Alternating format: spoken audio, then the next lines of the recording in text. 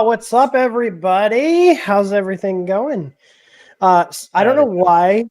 I don't know if it's YouTube or it's probably Streamlabs. Sent the wrong time. It said like 4:25 our time. These are always at 5 p.m.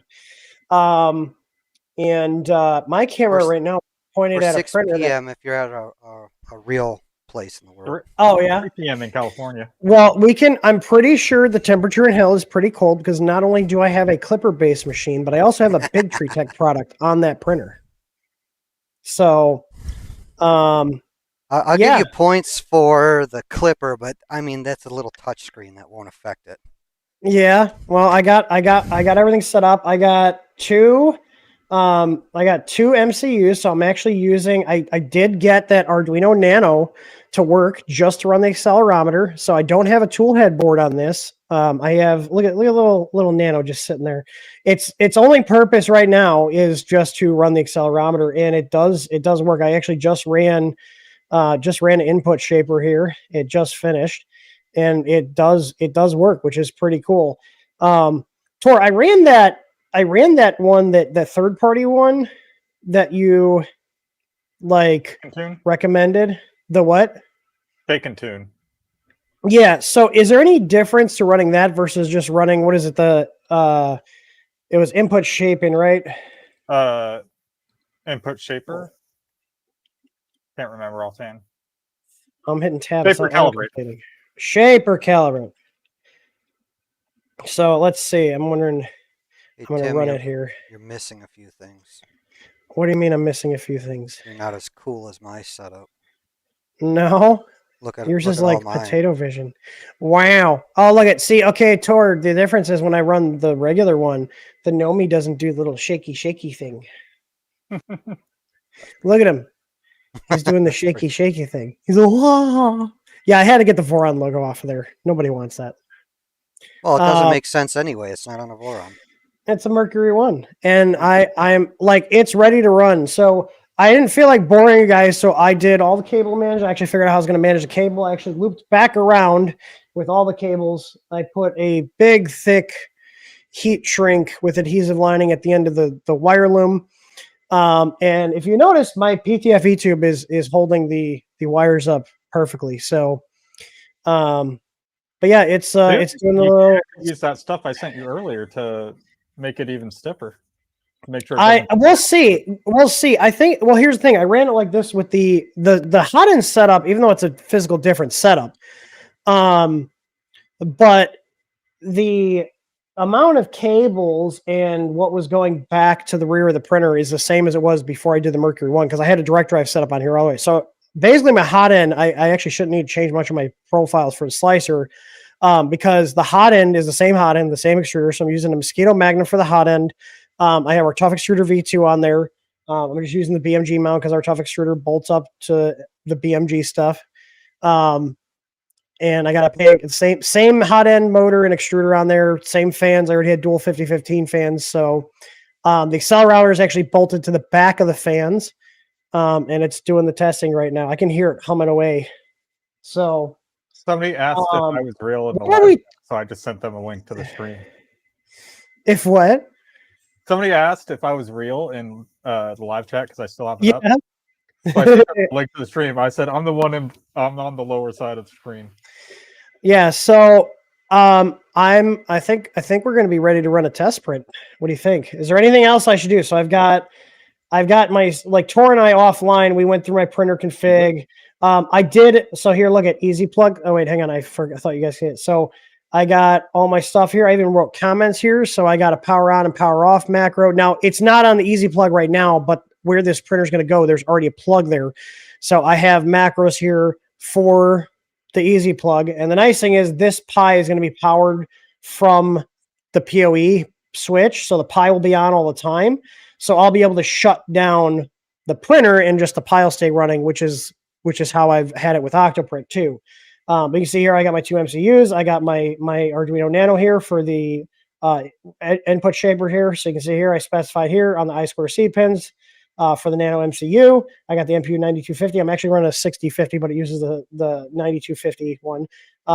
Gave it my probe points. And actually, after doing this conversion, I now can actually use 370 by 370 on my bed. I can use the full bed, whereas the stock printer could only use 350 by 350. So I gained 20 millimeters in each direction. I'm running 10K accels. I'm probably not going to go any faster than that because I don't care about going super fast. So, but yeah, running sensor swimming. There's not. Yeah, and then I've got the Easy Neos on here. So I got the Easy Neos on here. You can see the lights in there. So all that's set up. I even used our own config here. So I got the Easy ABL config. I put my pin in, my offsets, got my speeds all dialed in. I use our calculator. Tor, do you calculate your positions for ABL, or do you just go to our website and use the calculator? I just use the website. So do I. All my other yeah. Dude, it's so nice. Like, I can't imagine trying to figure all that out. Like, it was a pain trying to figure out the calculator to begin with. But yeah, I got my mesh max and mins. I got my speed here. I was playing with the speeds because I wanted to get it, quicker between probe moves. And I set up a macro here for a G29 because by default Clipper doesn't have a G29. So I put that into my EasyABL config. I'm probably going to update the EasyABL config to just add that in on our website because I think that's a good thing to just have in there. And then there was one update their starting G code again. Yeah, so basically you can run the same starting G code as you do with Marlin configs once you add that in. There was one, oh yeah, here. I added G code arcs in because I do use arcs in my slicer. And when I printed, I don't know if I still have it or if I tossed it. I think I tossed it. So I printed Benchy and I'm set up to use arcs because it just results in smoother printing and smaller file sizes. And it just didn't print any of the arcs. It just said G2, G3, unknown. And it just went, and the Benchy came completely screwed up. And I was like, what the hell is going on? Because I'd never seen a failure mode like that. And then I was like, putting two and together, I was like, does Clipper not support arcs by default? And sure as shit, you got to turn it on. So the only thing and I'm going to see how it is. You got to turn it on in Marlin too. Yeah, that's true. I'm just used to having it on all the time in our firmwares. Yeah. So, but yeah, so I'm going to do the save config here. Now, the only issue I've had, I'm saving my config, so it's restarting. The only issue I've had, and this is apparently a common thing with the PT1000, so I'm using the Slice Engineering PT1000 thermistor, and it like oscillates a lot. Now, and you can see it's still doing it. So someone recommended putting a 100 nanofarad capacitor across the thermistor legs to help smooth out the readings. And I did that and it made a little bit of a difference. I might just switch the thermistor out for one of our 100K ones that go up to 320C because I don't go past that. But it's really weird because on Marlin, I ran the same sensor, the same, or I had a V1 easy board, but I've run this sensor on V2 easy board and they've been fine. It's weird that on Marlin, the PC1000 gives really stable readings and doesn't jump all over the place. It reminded me of the readings you would get from the old CR10 boards that had the cap issue. Yeah, and it's not that I checked all the voltages on the board to make sure everything's good. We're not fluctuating at all. But you can see there it's like look at it 190, like it's not changing, like it just fluctuated like 4 degrees there. And I've PID tuned it. Right now, PID doesn't even come into account because it's just blasting the heater at 100% to get up to 250. So it's really weird. I might just change that thermistor out because a lot of the people on the Clipper forums that were having the same issue, and they were on all different boards. One was on a Creality 422 board, the other one was on an Octopus board. Multiple other people said that there's this is like a known issue with these PT1000s on Clipper. So I'm assuming it's a software issue because, like I said, I ran this on Marlin and the temps were very, very stable. They didn't jump around like this. So, you know, I'm wondering, is there a way to change? I don't know if you would know this or I have to dig in their documentation. Is there a way to change like the pulling rate that it's pulling the thermistor to have it check like every half a second instead of like, you know, it's checking it multiple times a second for sure. It's not something I've looked into yet, but I would probably have to start looking into that because I'm going to be running a PT1000 clone in my Voron because I'm going to be playing around with the Polymaker Fiberon stuff. Yep. But it works. Look at we're homing. We got the little. I had to have Tor made some little stops that are shallower or slower. And we got the easy ABL NG8 on there. And then if I do a G29, I'm going to do that right now. G29. It'll go ahead and probe the bed.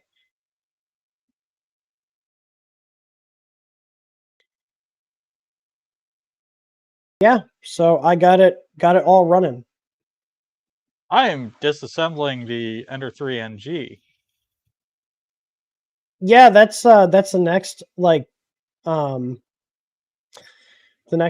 kit printer I want to look at. So it just saved profile 1. Boosted. That's not Octoprint. That's Mainsail. Mainsail. Yeah, this is Mainsail. This is what I've been using on here. I do have one printer. I will say, so since I have this up here, I will say, so Jim from the Edge Attack actually gave me the Quiddy X-Max 3 because he was done with it. I really like this printer, and this comes with fluid out of the box. I like fluid. Fluid was pretty nice. The bed's kind of all over the place, but what's the range on it? Does it say? It's not terrible. Variance. I think we're off by like. Side, I can't see what it says. 0.32. Oh yeah, that's nothing. Yeah. So, but yeah, I've got now 3 printers running Clipper: the K1, the 5 Plus, and my Quiddy. So, but yeah, that's what I've been messing with. I wish there was like a submit button on here. I got to remember just like type the temperature in and then hit enter. But yeah, I did print. Let me delete this. I'm going to slice a new one here. I'm going to do, this is a 0.6 nozzle. I'm going to go ahead and just slice a standard size benchy and see how this comes out. Let's see here. Ender 5 Plus. Head shape gallery. You guys can't see this. I'm just kind of talking to myself here as I'm going through the steps. So we're going to see how this comes out here. All right, I just uploaded it there. There we go. Ender 5 Plus, 0.2 millimeter layer height. And I'm going to go ahead and print that. So we're gonna see how it does. So I'm using just our standard starting G code. I did add in my my ending G code called one of the macros here. So there's a macro called end print here, which then triggers the power off here, the check duration. So this is going right here, power off printer check. So, oh, hang on, I'm not showing it here. So this is what's actually controlling the EasyPi. So basically, once the temperatures get below 50 degrees Celsius on the hot end and the bed, it'll go ahead and auto power the printer down. So I think I'm dealing with really, really bad allergies right now because I don't have a fever. I don't have COVID. I don't really know what the hell is going on, but all I know is I have a ton of sinus stuff going on right now. I'll spare you the grueling details. So that hasn't been on a call with you before where it's a good, like every 5 minutes, not even every 5 minutes. It's faster than that where you're just sniffling. Yeah. I don't know. Like, I feel like as I've been getting older, my allergies have been getting worse, and it sucks. So there's that. It's literally just my sinuses. Oh, we got it. We got a new victim here for the stream. You guys ready? Ready? Hey, everybody say hi to Wade. Hi, Wade. Hey, Wade. Can you hear us, Wade? Uh-oh. Uh-oh, I don't think you can hear us. Wait, at the bottom, there's audio that you might have to adjust. I might have the wrong speaker selected. Can anyone hear me? There we go. We go. can hear you. you. Can you hear us? Can you hear us? Hang on, I'll message him on Discord. Can you? We can hear you. Can you hear us? I hear his Discord. Yeah. Nope. Yeah. Yeah, I don't think he has mic set up for it. No, we could hear him. I think he's got the Yeah, we can hear Wade. speaker set up. Speaker, mic, same thing. Hey, look, it's starting to print. I don't know if I set my Z offset yet. You'll know here in a second. Now it's just a drag. Well, if anything, it'll be too far. Oh, there we go. Can you hear us now, Wade? So we can hear him. You can hear him clacking. Tell him to just refresh the browser. All right, let's see. I got my offset adjustment up on the screen here, so I think we'll be good. Let's see. Okay, so I must have set it. Oh, Tor's gonna get us kicked off. It's Hold on. it's a Ryobi. They're not gonna, or it's a Ryobi. They're not gonna kick us off for that. Mm-hmm. Oh no. There's a strike. Actually, did you send the invite to the last person who got us a strike? I did not. I thought you said you were. I don't have him on Telegram. Oh. Posting that link in the other chat. Oh yeah. All right, it's doing the needful. Look how much it's shaking. Let's see. Ah, there we go. Hello. Can you hear us now? We can hear you. Yep. Yep, we can hear you. Yeah, you're fine. It's got pretty good noise cancellation. So, do you want to introduce yourself to everybody, Wade? Sure. I'm Wade from Mandala Roseworks. How you guys doing today? Fantastic. We Sure, do a whole bunch of upgrade parts for 3D printers, either machined out of aluminum or a lot of custom work, and a lot of panels, beds, you name it. Yeah, if you guys have bought, if you guys have bought any of our tough panels, Wade's the guy who makes them. Yep. Oh, cool. Yeah. So, which actually, Emerson, I think behind you, I see at least one tough panel, maybe two. On the Max, yeah. I have the two for the standard. I just haven't. Oh yeah. Wow, he's lazy. Hey, look, it's pooping plastic. Hey. I actually need to grab some of your kinematic mounts for the Trident. Oh yeah, we got plenty of them. We've even got machine bed arms for them now, so you can get rid of the extrusion framework underneath. Yeah, I saw those. Yeah, so this stream we hang out. I'm running the first test print on my Mercury 1 here. So oh, nice. Yep, it's doing the thing.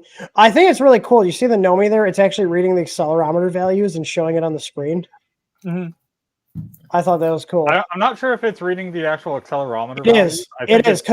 It is because I like shook the printer, and all of them went crazy, like even more than it was before.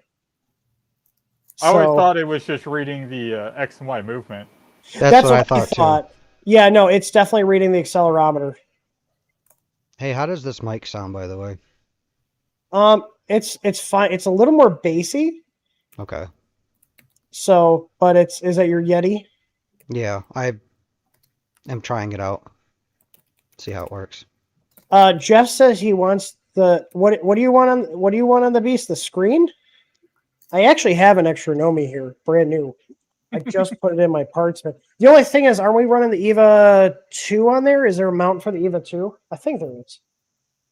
I've got a V2 and a V1. Yeah, I literally, Jeff, since you're watching, I literally have a brand new one of those screens sitting right here. So yeah, we'll figure out how to put it on. Next week, hopefully we should be doing the panels, and we're getting some curling because it's printing so fast. I'm surprised we're getting curling because that's two 50-15 fans on there. It is a 0.6 nozzle. Is that Mercury 1 the one from Funzer? No, this is the Fabrico kits that we just started carrying. So this goes on an Ender 5. This was an Ender 5 Plus. Say Ender 5 Plus. Oh, nice. Okay. And then it's a full Core XY conversion. What speed do you have the fans running at? They're at 100%. Holy cow! Okay. I think I've done a couple of beds for the Mercury 1. Some of my ultra flats. Yeah, that people definitely buy, especially if they do the Hydra kit. So Fabrico did send me a Hydra kit for the 5. I might be reaching out to get a bed for that because Tor told me what's the biggest size you can go up to on the regular 5, because I have 2 regular 5s here that we're probably going to do the conversion to. So there's going to be another Mercury 1 build, at least one more of our own printers on the stream here. A little mini beast. Oh, it's the 0G. Yeah, it's the 0G. Yeah, 0G. So, yeah, we got a bunch of those beds. Yep. And I think we do for the 235 and I can't remember. I got so many things on my website, I forget what I got on there half the time. Yeah, I know how that goes. Pro with the Hydra is 255 by 255. The Ender 5 Plus with the Hydra is 400 by 400. Yeah, we currently have beds for the 370 and the 275. So 370 would be what I'm running now. I'm running the stock bed right now. Honestly, the stock bed works fine. I didn't do the Hydra on here because this does come with dual Z on the left and right, and you know, I got ABL on there. You can see our little probe hiding out there on the bottom left of the hot end shroud there. Just hiding out there. So yeah, I might have to play with different ducts because I was expecting better cooling from that, because I've either that or I need to adjust my slicer. I mean, I am running it. I slice this. I think it's at 230. You know, the other thing too, I'm wondering if that temp sensor is just not reading correctly. Did you run a PID on it? I already ran a PID. It's all over the place, even with the PID. Like right now, like if I look at it, like it's not very smooth. Like if I show here, like look at the. You know, I'll zoom in so you guys can see it. Oh, it moved everything because it changed the. Yeah, like it's not like this is with the Slice Engineering PT1000. Look at how rough that is. Oh, good lord! That's even with a PID tune. And this is a stupid question. You hit save config after you did the okay. Yep, I can even prove it here if I go to machine and printer config and go all the way to the bottom. Tim's learning where stuff is. I know. Look at. Here we go. Okay. I've done multiple PID tunes. I was going to ask that too if you had done another one after that, because I've had to do that a few times. And I did the PID tune with the fans on too. I did one with the fan off. But the thing is, it's just like, look at. There's no way it's fluctuating this much. No. Like it's like it goes in waves. Like, look, you see here, like it's kind of stable now. But then it'll start oscillating again. And like I said, one of the things I saw on the one things I saw on the Clipper forums about this particular sensor, because like I said at the beginning of the stream, multiple people are having issues with it on the Creality board, on the Big True Tech Octopus. They said to put a 100 nanofarad ceramic cap across the thermistor legs, and I did that, and it didn't really help. So, yeah. I like main cell. I mean, I can use fluid. I've got fluid on my the Quiddy Tech, the Quiddy X Max 3 has fluid by default, and it's fine. I do like main cell better. I've been using main I cell. started when I switched to Clipper. I actually started with fluid, and then when that project was originally abandoned, I switched to mainsail, and then fluid got picked back up. But at that point, it's like I'm already used to the workflow of mainsail and everything else. It didn't make any sense to. So I don't think mainsail is greater than fluid. They both have their pros and cons. Yeah, well, nice thing is you can just switch between them or have both installed if you want. Yeah. Actually, I do have Tor. Hector's kit came with a cartridge thermistor. Oh, there you go. I could probably. I wonder which one this is. It's I've actually got a. Oh, sorry. Oh, you're fine. Go ahead. No, talk right over us. I've actually got a Trident 250 kit. I'm in the process of trying to build right now, and Tor likes the Tridents. There you go. Yeah, well, I have a feeling that when I start building this one, there's going to be a lot more metal parts available for the Trident. I like that. Because I have a horrible addiction to converting plastic parts into metal. That's what I was saying when I was messaging you. I was like, "There's probably stuff you do for the Mercury One project to make metal parts if you're looking for more stuff to do." I know they're not a fan of the Funzor kits. Well, that's a Chinese company. In fact, we just got a new milling machine in this week. Can you make me some parts that'll fix my crappy Bondtech kit for my K1 Max so I'll spin again? That'd be a lot. That'd be expensive. Yeah, he put the Bondtech kit on, and it just the stock. Honestly, the K1 series from Creality, the motion system has been fine. This is what I get from the Bondtech kit now. Layer shifts, and they're like crazy. Oh yeah, it's the same point at the print, the same height every single time, and it doesn't matter what print, because I have 4 different car parts that I print. It's about the same height every single time where it shifts. And honestly, I would just go back to the stock parts. I just have to find the stock parts because they're scattered across this shit heap. Tim, it's a 104 GT2 thermistor in the kit. Okay, I think that's a 100K, isn't it? Believe so. I think that's what the stock thermistor for. Yeah, 100K. Yeah, so the Creality stock thermistor is the EPOS, the EPCOS 100K. So I just bumped the temp up and I just cranked the feed rate up to 300% here. A Bit Nuts has all your parts made for his Rat Rig 4.0. There, I'll pull it up there.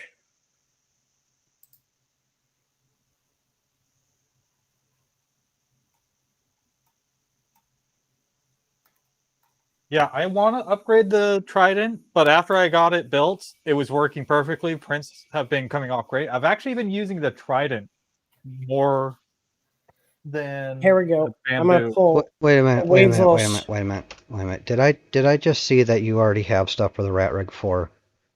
Oh yeah. Son of a bitch.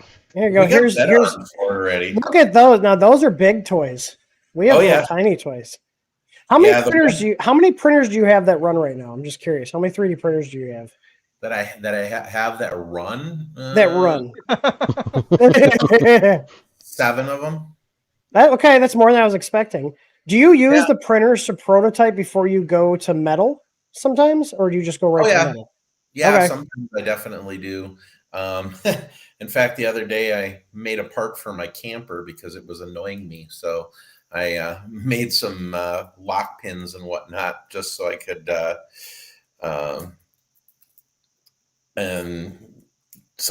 make something a little easier to use in the camper when I was hauling my side-by-side around. Yeah. Oh. I'm looking here. Yeah, 104-GT2. So I'm gonna put their thermistor in after. I'm gonna let this finish the print. It's not under extruding though, which is pretty cool. It is shaking the desk pretty good. It's the Mercury ones are rocking. Tor, you said I couldn't run 10K Excels. No, I didn't. You said you. Well, I don't care what's recommended. What can it do? I mean, you could probably go up 20K Excels. Do you want me to just change it right now? Hang on. Ready? YOLO. All right, Wade. My Rat Rig 4 is coming in September. What do I need for it? I'm on your website now. We've got our mag beds. Are you getting what size are you getting? Oh, I'm going 500. Oh, nice.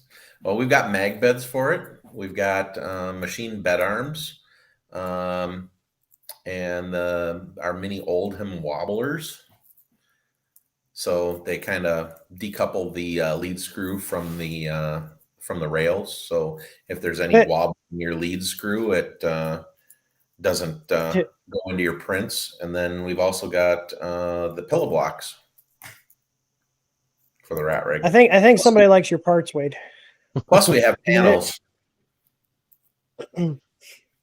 One of the things that we changed with the VCore 4 was they had a lot of people were grumbling about panel costs. So we've got anything from you can get a full set of panels in 3mm acrylic down right around $300, and then you can go as nuts as you want with ACM and polycarbonate up to 6mm thick, which people don't realize how expensive acrylic is. Well, acrylic and polycarbonate both are just insane pricing. Yeah, it's crazy because it's just plastic. Yeah, I mean, it's just plastic, but it's a heavy sheet of plastic, and the machines that they use to make it are freaking insane. Are they? I have no idea how that stuff's made. Yeah, I mean, it's basically big presses that either extrude it out or they do like a casting on it. It depends on the tough panels for the doors. They're all done out of cast acrylic, which is a different process than extruded. Extruded is basically just kind of squishing it out of die. And it's more prone to warp, isn't it? It's more prone to warp. Also doesn't engrave very well. Okay. So it's the same material. It's just how it's made that's different. Yeah, and the cast is a lot stronger too. Hey, Tor. I saw. And no, I'm not. To be fair, I was up I woke up at like 2 a.m. that day.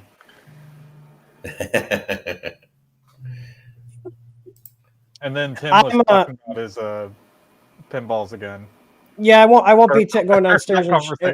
Yeah, Tom was very interested in the. We were talking about home automation, and then we got on the topic of the pinball machines, and I was showing my little collection that I have, which I have to do more work on them. The one soundboard keeps like dropping the background music, so I replaced the cable. Actually, just came in like an hour before the stream, so I changed it, but we won't know if it fixes the issue until we play a couple games. Because basically, like, there's a soundboard that does like all the music, and then there's also one that does all the sound effects and the voices, and the one that does the background music just kind of shuts off sometimes, and it, like, if you power cycle, it comes back. I'm hoping it was just the cable because when I pulled the cable off, it just fell off of the headers. It had like no. You ever mess with? You remember like the IDE connectors, Wade, on the old computers, like the ribbon cables. That's what it uses. It uses a 20 pin, same 2.54 millimeter pitch. Uses a 20 pin to go from the CPU board to the sound board. And basically it just fell off when it barely even touched. I just like started to pull on it and it came flying right off. So there was no like the pins inside the connector were not grabbing on, or the female pins inside the connector on the cable were not grabbing onto the male pins on the header on the board. And I put the new one on and like I actually had to push it on, like you could feel it needing some force to go on. So and I played one game and it didn't error, but it's usually after you play like 5 to 6 games, it'll start screwing up. So I'm hoping that's it. If not, I got to replace a 40 pin IC called the PIA, which is like it's what the processor talks to talk to all the other components. A bit nuts. So I think I saw a video on the flow temperature controller. Yeah, that's what I was talking to you about. Remember, I saw a video. Yeah, I saw the video where basically it is changing the temperature so that way the surface finish on your part looks the same on smaller features versus larger runs. So imagine you have like a box and there's like, you have a box and there's like a hole in the box. Well, where the sides where the hole is are going to look slightly different than where the box is complete, because where the box is complete, the hot end is just running, fully around. The filament's not soaking up as much heat, whereas on the shorter runs, it's pulling more heat in, so it gets a little glossier typically. So, yeah, it's an interesting thing. I'm shocked. This is not under extruded once. Like the cooling definitely needs a little tuning. I'm wondering if I need a different duct. But it is not under extruded runs, and it's actually hitting 300 millimeters a second. I think it might on this just small be the part. thermistor. So I'm gonna let this finish, and then I'm gonna change the thermistor, and then I'm gonna run the same exact print and see how it comes out. Because I'm thinking the temps are off, because I got it at 260 right now. The other thing it tells me the thermistor probably isn't reading right is this is our tool color silk PLA, and usually it's very shiny and it's a very low sheen. So I'm wondering if it's just not reading the correct temperature. You know what I mean? That was the toolhead board from the orbiter. 3D Experiments wanted to know. Oh, the toolhead board? We haven't actually got that printer like printing yet. We're very close. All the cabling's done. I'm supposed to be going to my buddy's shop next week to get all the panels cut. And if for some reason, actually, wait, if for some reason he doesn't let me use his lasers, can you cut HDPE panels? Not with the laser, but I would do that with our big router. Like the router? Yeah. So we have, what size is the panel store? They're big. So this printer we're building is a 500 by 500 by 600 fully enclosed machine. Oh, nice. So easy enough to do. I mean, hey, I can do rat rig panels. By 929. What did you say was the side panel? 710 wide by 930 tall. Oh, that's not too bad. Yeah, and then there's just a couple holes for where the screws will go through to bolt it up to the extrusion. So, but I was gonna do HDPE. Yeah, I was gonna do an HDPE panel on the bottom, the left and right, and the rear, like a black HDPE panel, and then we're gonna do acrylic on the top, and then 2 big doors out of acrylic on the front. You should think about doing ACM instead. I mean, I'm down for whatever. I mean, if you think ACM would be better. ACM's a little bit more rigid of a material. Okay. The frame's very rigid, but it wouldn't hurt to have more stuff bolting it together. Well, the thing I don't like about HDPE is because on the Railcore project, when that was in full swing, a lot of the default panels were HDPE. And I built one of those that was all acrylic. And I'll tell you, it's such a much quieter machine than the ones with the HDPE panels. Okay. Yeah, because I have some enclosures that are made out of ACM, and they also hold the heat in really well, and they do cut down on the noise. So, actually, Toro, we could just send those over to him and get a quote, because it might just be easier to have him cut them. Yeah. So, and we're going to be doing like foam tape around it as well. Oh, yeah. Just kind of seal it up. make sure it's Yeah, nice. So basically, I was like, I don't like when I pull. Do you have the Fusion file open, or should I load that up? This is looking like a speed benchy for sure, because look how crappy it's coming out. It's looking pretty rough. I am running 20k excels, and I bumped the max velocity up to 500, and it's hitting. I'm seeing top speeds about 360 right now. I'm such a slowpoke printer when it comes to that stuff. I don't run most of our stuff fast. The max I go is like 120 if I need something in a hurry. That's just for rough test fit. But like all of our customer parts are printed anywhere from 80 to 100. So that's the machine there, Wade. Nice. Yeah, happy to make panels for you. Not a big deal. Okay. Yeah, nothing crazy. Well, I think the biggest change in it is going to be. Where's the cover? Where's the cover for the? You didn't show the cover.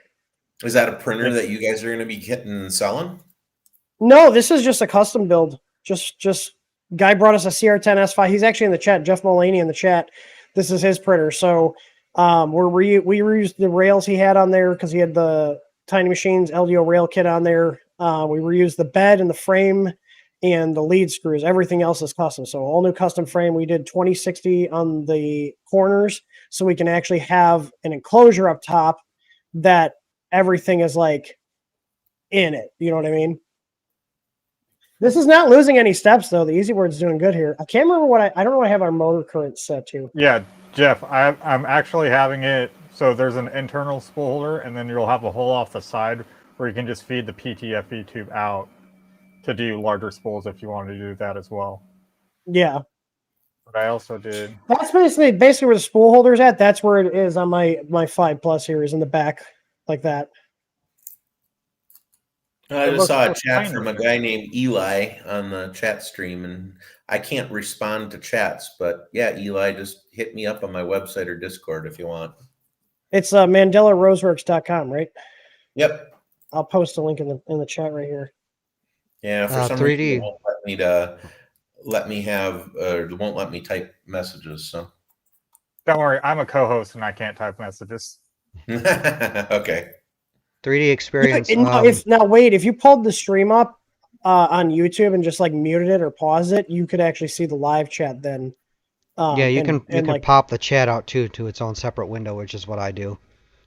Okay. That way I can still reply to chat. Yeah, I'm gonna see how this comes out with the new thermistor because it's ugly as shit right now. I am running it really fast. I'm surprised though that the cooling's not keeping up. I'm wondering if like this duct design is not that great. Because that's a tri-horn. Yeah, it's a tri-horn I have on there.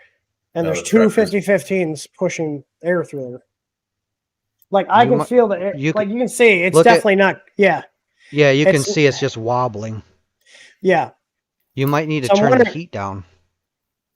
Where's the fun in that? Then it doesn't. We got. It's okay. We're gonna. Looks like a candy cane. I know, right? Someone True Experience has tried to crack and duct.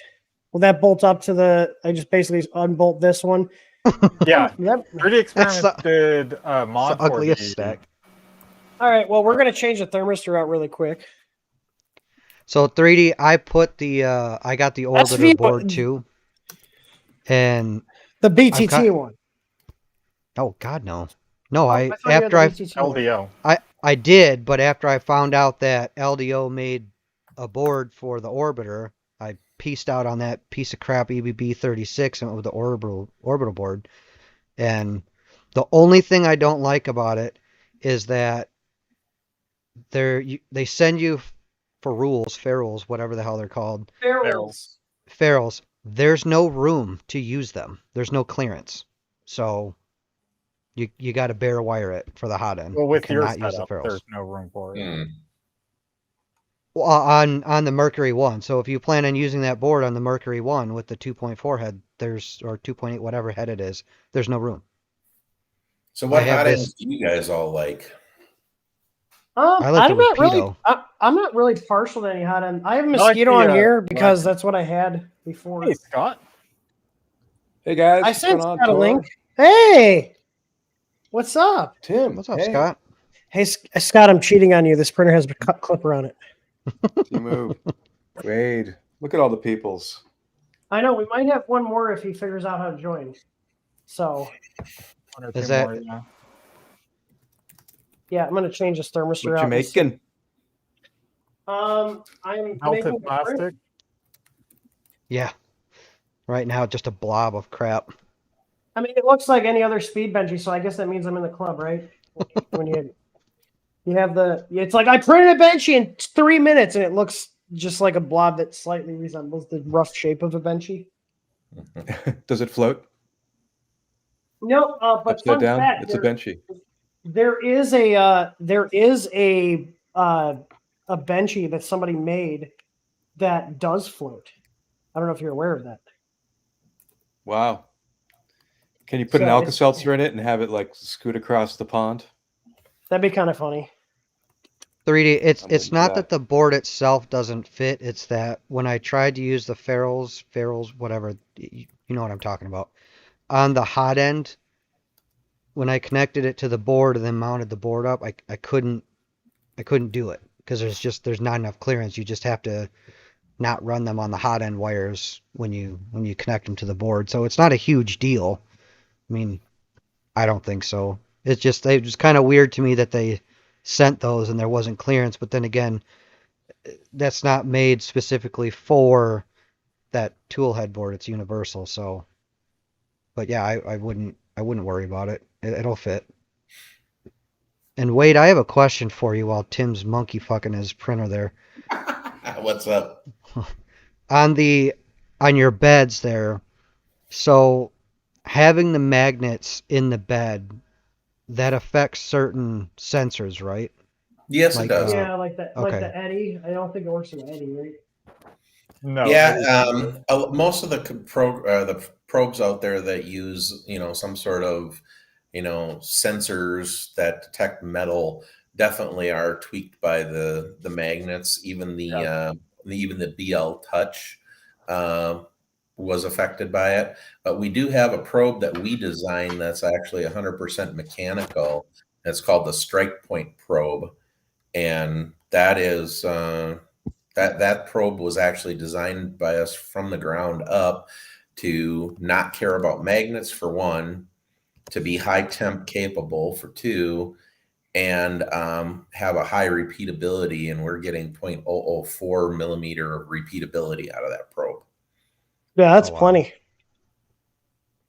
Okay, because yeah, I got my rat rigs coming from Fabrico, so I think that has that the beacon on it. Yeah, and they've settled on the beacon as their default. Yeah, one of my friends actually has a Our easy ABLs will work fine on those too.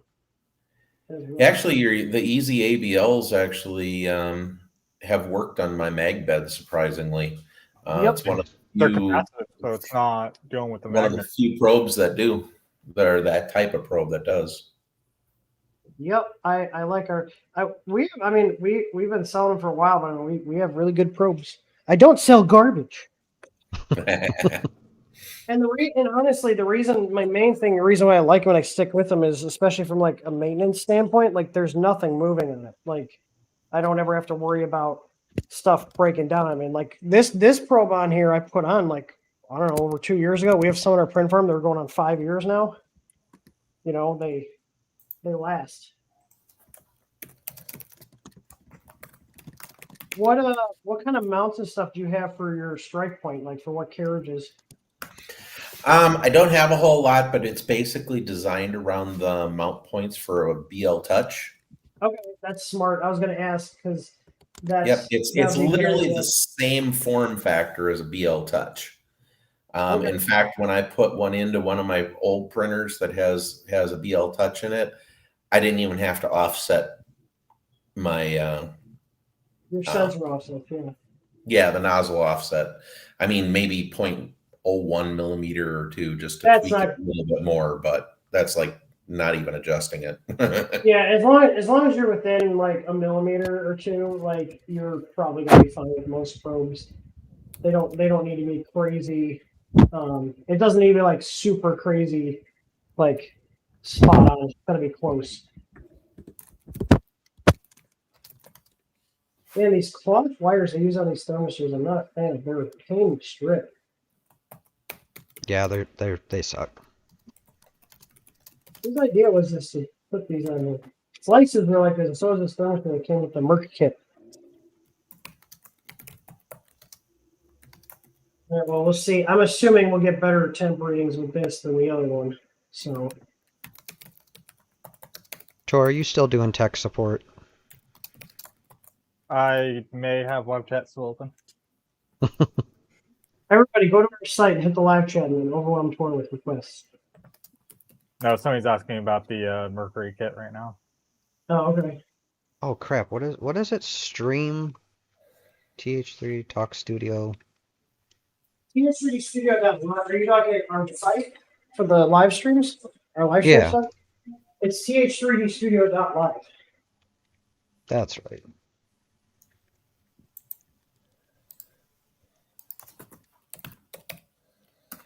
And go ahead and replace this thermistor, and hopefully it'll be. Yeah, I was saying, Scott, on Clipper with the PT1000 from Slice, the temperatures are completely all over the place, and I never had that issue on Marlin with it. Huh. This might be, I don't know, something to do with the way that the wiring is is it connected directly to the Pi? No, it's connected to the control board. Everything's connected directly to the. I got an Easy Board V2 in here. Everything's connected to that. That's what's driving it. I do not have a tool head board in here. Huh. Yeah, it's just really strange. Pretty much an ADC, as I recall. Yeah, it is. Yeah, it is. And yeah, we just have a pretty much a more or less 1 kilohertz sample on the ADCs. And then there's a round robin kind of thing with them. Because you only have one ADC reader on some controllers. Mercury 1 hit Marlin firmware. Will there be some sort of online editor for the EasyBoard V2? No, you will have to use the DIY firmware. We're not going to add that to the easy config. Because here's the thing: if you can build this whole printer, you should know how to set up the firmware. But we do have our DIY. We do have our DIY config. So which does have 4XY support. Isn't that what you used on your build? Was the DIY? Yeah. It's not too hard, and if you get the add-on support with the kit, I can help you get it set up. Yeah, so how, because we really don't have good margins on these kits. We do have tech support as an opt-in, and it's an additional upcharge, and we have where you can just get email support. I think that's like, what is it, $40 or $50 for the standard email 50. Support? Or 30 for standard email. Is it 30? Okay. Yeah, so it's 30 for that, and that includes firmware help setup. And then there's also, because we do remote support calls, so if you wanted to get up to 3 hours of calls where we'll jump on a Teams call with you on video and voice, and even remote connect your computer to help you get everything set up, whether you're running Clipper or Unified 2, that's all covered that. Because we do offer that stuff. We do just do general 3D printer support. On something. All right, you guys think it's going to run better now that I got the thermistor changed out? Well, that was quick. I'm going to call you Speedy Gonzalez. I cheated. I used the quick solder connectors that we carry. I love these guys. for little stuff like this, it's so great. No. You gave me shit for so long for using those. Because you weren't sealing them completely. The solder wasn't even melted. That's why I was using a little lighter for it. No, you do not use a lighter. Use a heat gun like I did. No, that's what Emerson was using. A lighter, works just fine. It does not. It does not. It burns the coating. Oh my god. You're so ghetto. You hold it far away and it's fine. Been doing it for years. That's a great. Oh my god. I'm pretty now. Oh shit! Hey, we're getting a party in here. It's Tom. Hello. Okay, Tom. Are we gonna start placing bets now on if Tor falls asleep? Oh yeah. I was up since 2 a.m. that day. Tor just wants to be like, quiet you. No, Tim was talking about his pinballs earlier, and I just slowly started going back in the chair. What are you trying to say, Tor? I've heard it before. Oh, I'm sorry that I'm enthusiastic about one of my hobbies. What, trains? I haven't. No, you guys have not seen me get excited about stuff until you see me get the train stuff done. Oh man, my bag is touched the hot air gun. So for our DIY firmware, it's really easy to set up. Like you could pull it up and show them if you want to share. Oh, it's almost as if I already have it up on the screen, Tim. Oh, do you? I'm not looking at the screen. I'm putting screws in my printer. But yeah, you just set your bed size, your max Z. You'll have to flash once or twice. I would get most of this set for the things you already know. Like the bed size you'll know is 235 by 235 by 300. Or no, 250 on Z for the Ender 5. You can leave these stock, leave these. Pretty much all this you leave alone. Flash once. You would have to enable, where is it? Oh, hey, my thermistor is reading 6,800 degrees Celsius right now. It's the weight. I gotta change it.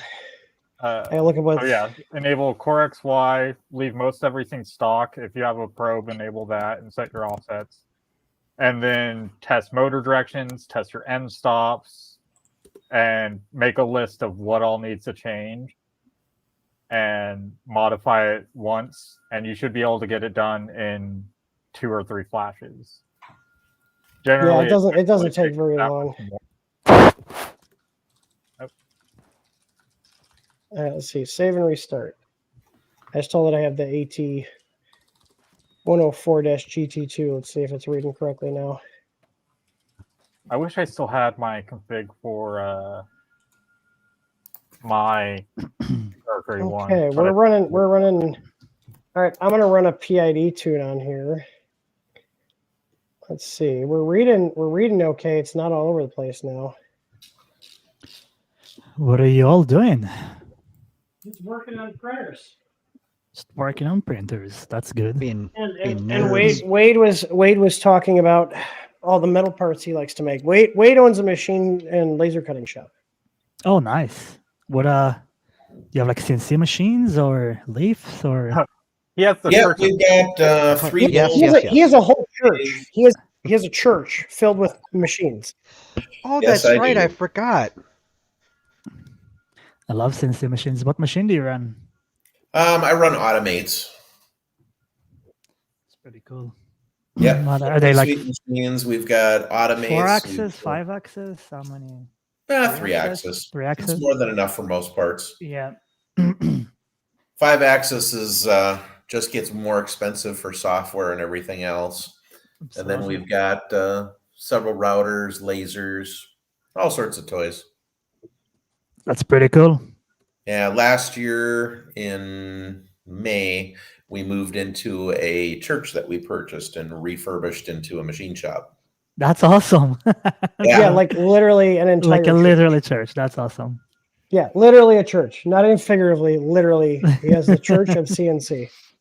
That's awesome. Well, I'll find my let's see if I can find my picture again. I shared your video one day and I got copyright struck because the music you used was copyright protected. What? Yeah. I use freebie software or music. No, I got copyright struck on it. Oh boy. That's weird. I've seen that too, but yet cool. I can upload them no problem. They don't hit me on it. Go figure. So they all have like an automated tool changer and everything, and oh yeah. Yeah, we just got the machine in the middle, as you can probably see by the cardboard tape to it. I think you're running out of space in the church there, bud. Oh, I got room on the other side of the wall yet. Oh, okay. We're on the other side from where I'm standing, so. And we got another machine over there. Plus, we got a whole basement too. Yeah, I need a CNC machine. I need like a Milo or something like that. Yeah, here we go. Okay, look at my temp graph now with the new thermistor. Hang on, let's let it. Hang on, sort stuff out. Look at how smooth that is now. Look at. It's not I'm being all wondering if crazy now. something. Well, yeah, was- but that's because Same it's not holding temp. Wait till it gets to temp. No, it would go all over the place, even during heat up. Every single Okay. time. So, yeah. So if you're running Clipper, don't run the PT1000s. It might be better with an amplifier, but yep, cannot recommend the PT1000 with Clipper right now. It works fine with Marlin, but apparently not with Clipper. So score 1 for Marlin. I don't know what we're doing right, but Scott's, you just lucked out. It's just one of those things where, like, I don't know why it works, but it does. yeah, we got good contributors on that one. It's actually the math on those are pretty simple, so I don't know. They're just a little linear. I mean, knowing Clipper, they're probably overcomplicating it for some Hey, calm down. reason. Calm down. Oh, your feelings hurt. Don't make me go What? all neckbeard. What thermistor's in the Beast? I think you have the same PT1000 in there. If it's not, if its temps are all over the place, I'm gonna swap it out for the one in the kit, which is what I just put in mine. So the PT1000 is like a good high temp thermistor, but apparently with Clipper, it just doesn't like to be super accurate. But I'm running a PID tune right now with the new thermistor. Wait, I just placed an order. Don't tell my wife. I have his wife's cell phone. Do you want to send her a text? How can you write on Emerson's package, like just put like a label on there that says this is not printer parts? Yeah, on And top of it, it's for a printer I won't even see for another month. To address. No, I'm not that naughty. All right. Oh, I won't say that on stream, but I'm wondering if we stuck one of the live spider stickers on somebody's package. Oh yeah, we have. Hang on, I think I have access to some of the. I got to make some new stickers, but I do have on our share drive here. We've got like 4x6 labels here. Let me find Derek, thank you. Let me find the funny ones. Oh, thank you, sir. Oh yeah, Derek. There's we're having another like nerd party on the 26th. I don't know if Chris is. I think you were in the chat. Here, I'm gonna put. I didn't save some of them. I had a bunch of stickers. For the my flex print plate, is so done. we'll just throw that on the printer. Is it done? So these are the Tor, and this worked. So you guys may laugh, but this actually worked. So I put one of these 3 stickers because we have them saved in our file server here. So I put one of these 3 stickers on every side of the box when I send stuff to Tor because crackheads like to steal his packages. So I send it out. This is one of the variations. I know you've seen this one, Tor. The next day spiders. Yes, and then I've I also have this one here. So these are printed on a 4x6 thermal label. And then I also have this one here if you want to troll your conservative friends. Apparently, I put this on one of my buddy's packages, and his wife was like, "What the hell are you doing?" Not realizing it was a troll. But look, I even got a barcode there. I don't even know what that barcode does. It's just a placeholder barcode. But having stupid stickers like that does actually stop people from stealing the packages. So Really? It's pretty funny. Yes. So especially the next day spiders one, because who's going to steal a package that's got a bunch of spiders in it? Yeah, you know. I actually got that package a little bit early as well. My normal delivers. I don't think she wanted that in her truck any longer than it had. That'd be hilarious if they see and they're like, "Yeah, let's move this thing along, quick." What was I gonna say? There was Wade. We've been using your little trick with USPS, and it pisses Tor off because it does work. With the, I told you. So, and this, I'm just gonna tell everybody this because if you get a package that's not moving, apparently, and Wade figured this out, and it works. I don't know why, but it works. So if you sign up for text message notifications on the package, it just magically does something that starts making the package move through the system again. Yeah, it's so bizarre.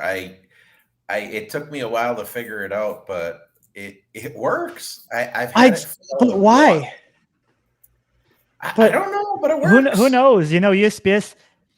So part of the reason I'm kind of like delaying my new product launch is because they lost, not really lost, but they're not going to ship to deliver my order of 50 microcontrollers of Arduino Nanos, and it's sitting in New York. And when I call them about it, they're telling me there is something insufficient postage something. So okay, so the shipper didn't pay them enough or something. So I told them, okay, no problem, I need it now. Tell me what's the spread. I'll pay it. I'll pay whatever you want. I need it like ASAP.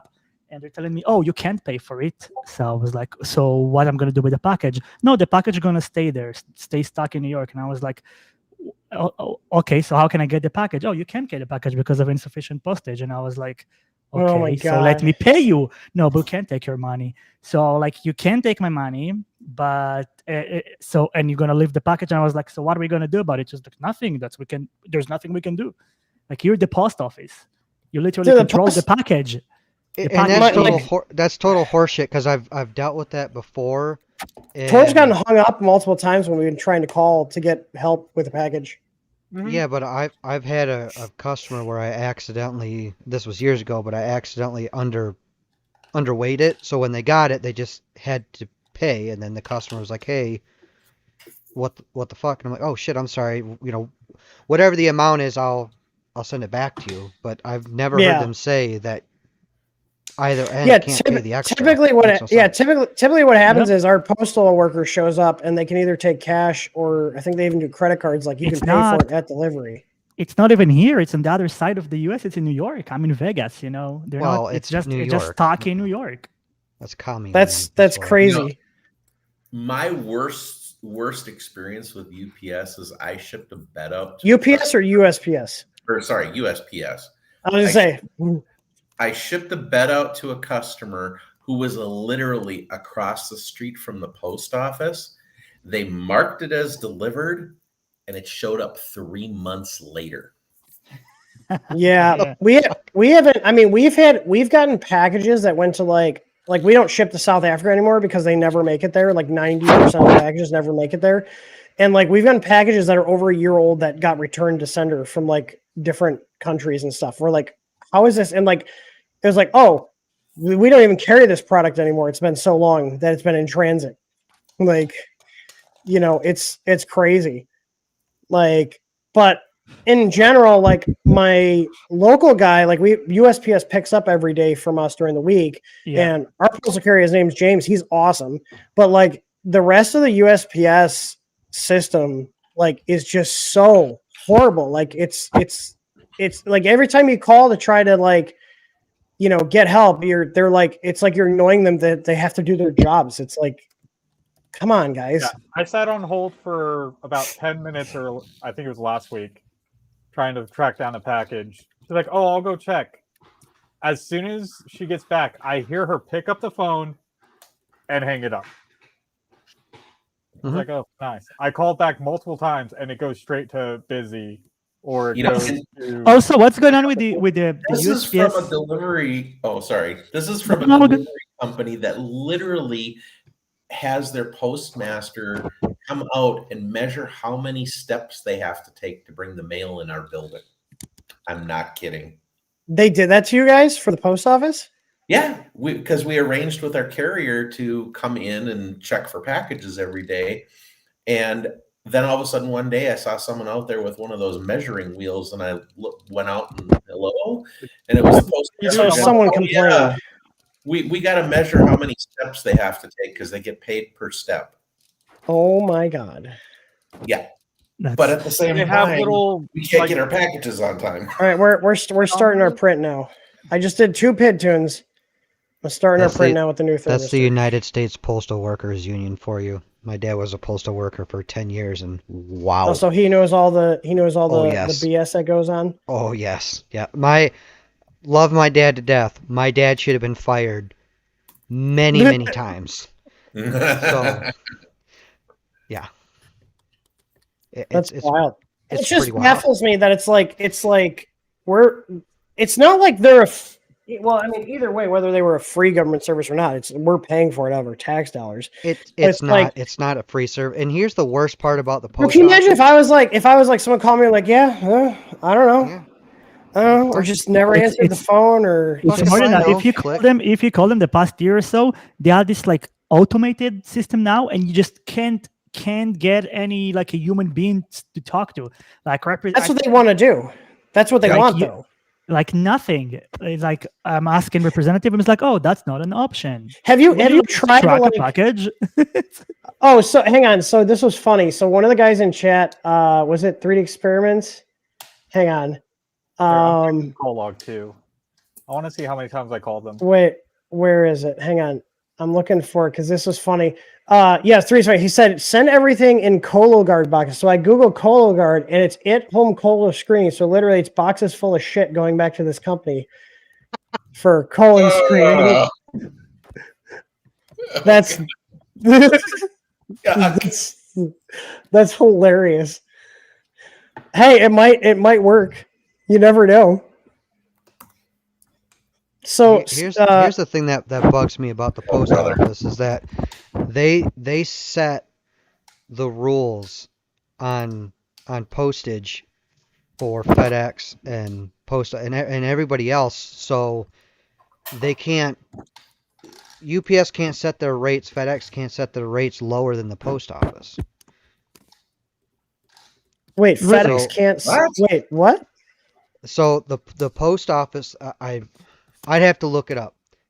There's a law that basically prevents the private carriers, from setting their rates lower than the post office. I believe that. That sounds like I don't know if that's the case, because sometimes like we ship out UPS and USPS, and like we ship out sometimes grounds, because when you hit the free shipping threshold, we just ship whatever's the cheapest method for whatever that package is. And a lot of times UPS is Ground Saver, which utilizes USPS for the final mile delivery. They're usually a little cheaper than USPS. Yeah, that was something that I had heard back when my dad worked at the post office. So I'd have to relook it up. I do remember finding something on that, but it's not like all the other companies are good, I mean, they're all superior. I used to fly packages for USPS for UPS, and I'm telling the way that they treat their workers and everything, it was terrible. FedEx is the absolute. FedEx, I hate dealing with FedEx. I remember them, making me sit outside on the ramp 4 hours when it's like 30 degrees outside, and I'm sitting there outside and waiting for an airplane that we know is not gonna get there. It just took off like from the other side of the US, so I know it's gonna be like a 6-hour flight. Why am I here? I'll be back in 6 hours, and they didn't let us like do anything. Like we stood there next to the airplane on the ramp. Just changing the thermistor. This looks like the print. Like, see how shiny the filament is now? No. And this is only at the stock 230 setting. I didn't even bump the temp out. So I'm wondering if the cooling we'll see. I'm going to see how this comes out. So I do have it set at 200%. So it's going to go up to, the cap in the firmware right now is like 300 millimeters a second. I sliced it at. So is that PLA? What are you printing? Yeah, this is PLA. And what's the temperature? At 230 right now. I do have a steel nozzle. I do have a steel nozzle, and it's our filament. So it's our brand filament. So I sliced it 120 millimeters a second, and I got the feed rate set at 200%. Now, 230 degrees is great for PLA in those speeds above 100. So what I was saying is, with a steel nozzle, steel doesn't conduct heat as well as brass or copper. Yes, absolutely. And the PLA that's using our filament is US-made PLA, and it needs a higher temp. But look at, it's already shinier. Yeah, so, look how dull this was with the other one. It's not super shiny. Yeah. I print also 230 degrees PLA. And all I just changed was the thermistor. That's all I did. Oh, it is curling up a little. I'm gonna print that other duct. What was that duct that 3D Experiments said? Octopus or Kraken? The Kraken. I'm gonna look for that. For the EVA 3. It's M4. Yeah, EVA 3 4M1.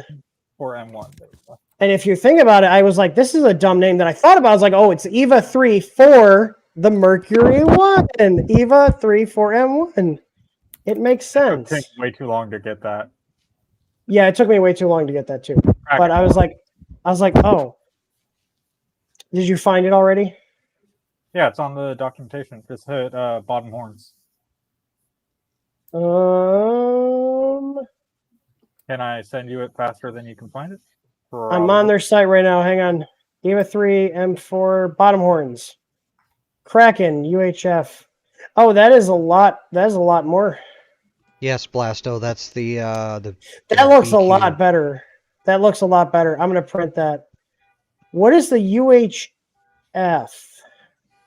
What is honking in the background? UHF. That's a frequency. UHF is ultra high flow. That's for the. Is that for the mosquito? Will that fit with the mosquito? I don't think that's for the mosquito. I think that's for the. Or the regular Kraken, because I have the mosquito on here. So the filament's looking how I'd expect it to, but we're still not getting that great of cooling with, like, this is the same profile I ran on this printer previously. Ultra high flow. That's funny. In my word, UHF is ultra high frequency. Yeah. All right, I'm just gonna stop this here. What happened? What is that really big? The cooling is not great, and like it looks like it's lined up with the nozzle. I mean, this filament looks a lot better now with the new thermistor. Like it's printing how I expect it to. Let me try changing my slicer settings because it's doing a lot. There's doing some weird stuff. Maybe it doesn't like the arcs because I'm noticing where the Betis Rapido, the ultra high flow. Okay. I have Rapidos in 4, 5 of my printers. I love those hot ends. So those ducts are a lot lower because it's a really long heat break.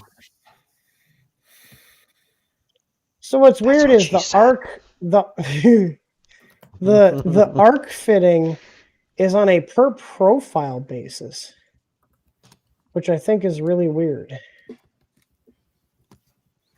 And it's not on the printer because that's more of a in my mind that's more of a thing based on the printer if it's capable of doing arcs or not. Right? Not like a print profile setting. Well, for Clipper it would be because it's on the controller rather than on the board on the printer itself. The printer itself just does linear moves. Well, no, I mean I look at Clipper as the same kind of thing as Marlin. I mean whether it's turned on in the firmware, whether it's Marlin or Clipper. It's weird that it's turned on like it's on the profile that's like in Prusa Slicer anyways. The arc setting is not on the printer profile; it's on the print settings profile, which is where you control all your. Yeah. Do you know what I mean? Guess it's always available. You know. Yeah, it's weird. I'm gonna try it without arcs. Maybe it doesn't like arcs, but it's around the curves and it's doing something that's not just bad cooling. I just sliced it with arcs turned off, so we're gonna see how that comes out. Because I run arc on what? No. Will the Kraken fit the mosquito? Because the mosquito has to use the tri-horn because of its size, because it's a big block. You know, like we were talking about, like you guys talking about like customer service, and it just reminded me like all these companies or Tom was talking about like the phone tree with like USPS and trying to get a hold of somebody. So like, have you guys tried to like get in touch with a person at Amazon? So like I'm in their help. I like went all the way to the bottom. I clicked help. It's terrible also. Like I just get AI bots. I can tell. Yeah. Do you know I got punished by Amazon right now. Like how do I like? Oh man. So go all the way down. Wait, stop here. I think other topics, help site, something like that, and then associate. No, needs to be. Nope. It's somewhere around here. It will be. What I'm saying is like, so like let's see. So like here's let's see if I click this. These are the ribbons cables. So let me see here. I'm just gonna like act like it's no. I'm trying to find. So they won't even let me talk to somebody. Nope. Yep, sounds about At right all. to me. Like Yeah. they won't let me talk to anybody. Like this is what I'm saying. Like, oh, let's say my 24 pack. Let's say 2 cans are bad. I just want a partial refund. Let's see. Damage. Oh no! When you that's do it. that, since I order my Hang on, look at it. It won't product, even. It just says it's not eligible for return or replacement. more help. Let's see. Okay, can we chat now? Is this Yeah, this only that's on it. certain items? Yeah, that's it. That's it. Press on it. Entire case because they won't. So take like, wait, So where's the? I got punished now, and I can't order anything from Amazon. So what happened lately? All my packages. No, literally, they said it. All my packages are being shipped somewhere else. So I guess I don't know what's going on, but it's marked as delivered, and the picture that they take when they deliver something is just not my house. Yes, you know it's not yours. Yes, so I contacted them multiple times about it because it's been few packages over a few weeks, and every time they send me the package again, and then it arrives. But after a couple of weeks that it happens, they blamed me for trying to like scam them, and now I can't order if I order something from Amazon, I need to stay home the entire day. They tell me you have to stay home, and when the delivery come, you have to give him a code, and only when you give him the code, he approves that it's you, and then you can get the package. So I told them, so what's the point of me? I mean, the point of ordering from Amazon. So I'm trying to find here. So this is like a little USB Ethernet adapter. And let's say I had a question about hooking it up. Where do I get help with this? I don't think they give you help. Where's like the support? Like this is what I'm saying. Like they have support because they used to have support. Not that but like that costs too much. Let's see. Do you guys know I have specimen cups in my order history? I do. Tor does. It's funny. Do you guys know I have 50 packs of specimen cups? No, I'm checking the app right now because you want to be an Italian astronaut. No, we use them for the stool samples. Oh, of course. Do I have one? But of course you do. But like the point I'm trying to make is here, like, how do I just like now back to chat is showing because I opened the chat from the other item. But like if I just have like a question, like I don't know, maybe I got a question about screws here. Like, oh, hang on, this one says get product support. Let's see, get product support. Yeah, but product support, it's not live. They're gonna tell you to mail the store, send an email to the store. Yeah, I'm pretty sure the inquiry. It's not like the chat. The chat is support for lost packages or whatnot. Yeah. So hang on. What? Oh, there's no phone number here. UXL. Okay, so that goes to the UX. Oh my God! Look at the website for this vendor. Holy fucking shit. Awesome. Okay. So, but the point I'm trying to make is like, I just want to talk to somebody. Like, you can't. They just have can I get a chat? Can I try to? They just never let you chat with anyone. This is what I'm saying is like and here's the thing is, don't get me wrong, I buy stuff from Amazon. I try to limit my purchases from them, but the problem is that as more and more people go to Amazon and more people are not shopping with small businesses, eventually companies like us, where we actually give a shit and we actually help our customers, they're not going to be around, and Amazon ain't going to help you with anything. No, absolutely. Look what they did to me. I can't order anything from Amazon. Anything I'm ordering, I need to stay home and give them a code. Those people who do that too are the ones who bitch the loudest about the lack of customer support and how small towns and small businesses are around. It's like it's your fucking fault that these small businesses don't exist anymore. So it wasn't the ARCs. It's just being stupid. So you have some cooling problem. I was gonna say I shouldn't have cooling problem. My basic dual duct on the multi-mount actually cooled better than this tri-horn. Like this is not great. Let me try this. I'm just gonna try running it at normal, like 100. There's no my friggin' Enders can run 120 millimeter second prints clean. Let's try. I'm going to try reprinting that at just 100, just without the 200%. Or maybe take 10 degrees off of the yeah, I was going to say turn the temperature down. Yeah, take it down. Yeah, maybe for that specific. So here's what I'm going to do. I'm going to Well, I mean, it's not even super shiny though. Like the finish on it is like It's shinier than the other thermistor, like by a little bit, but it's not as shiny as I would expect this to be for this machine. I'm gonna double check my profiles, but I'm pretty sure I have this set up for 0.6 nozzle. That's what's in here. I'm pretty sure. Yeah, that's what's in here because I saw when the film was coming out. It pushes a lot out. Yeah, it's definitely the cooling. Like, I'm surprised that the cooling on this EVA head is not great, especially with the 2 fans on there. I will drop it down. I'll do like 210. I do have that really long melt zone on this hot end, so maybe that'll be fine.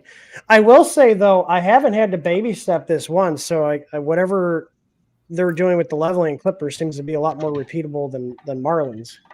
Sorry, Scott. That's cool. Oh, you'll be happy though. I played with the X twist compensation last night on the Soval SV06 because Chris's printer was having all sorts of weird issues, and that solved everything perfectly. I was like, "Holy crap!" I guess he's twisted.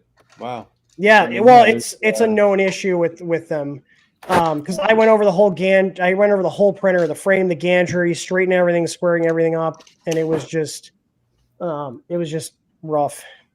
But I got everything squared up though. And it's still just.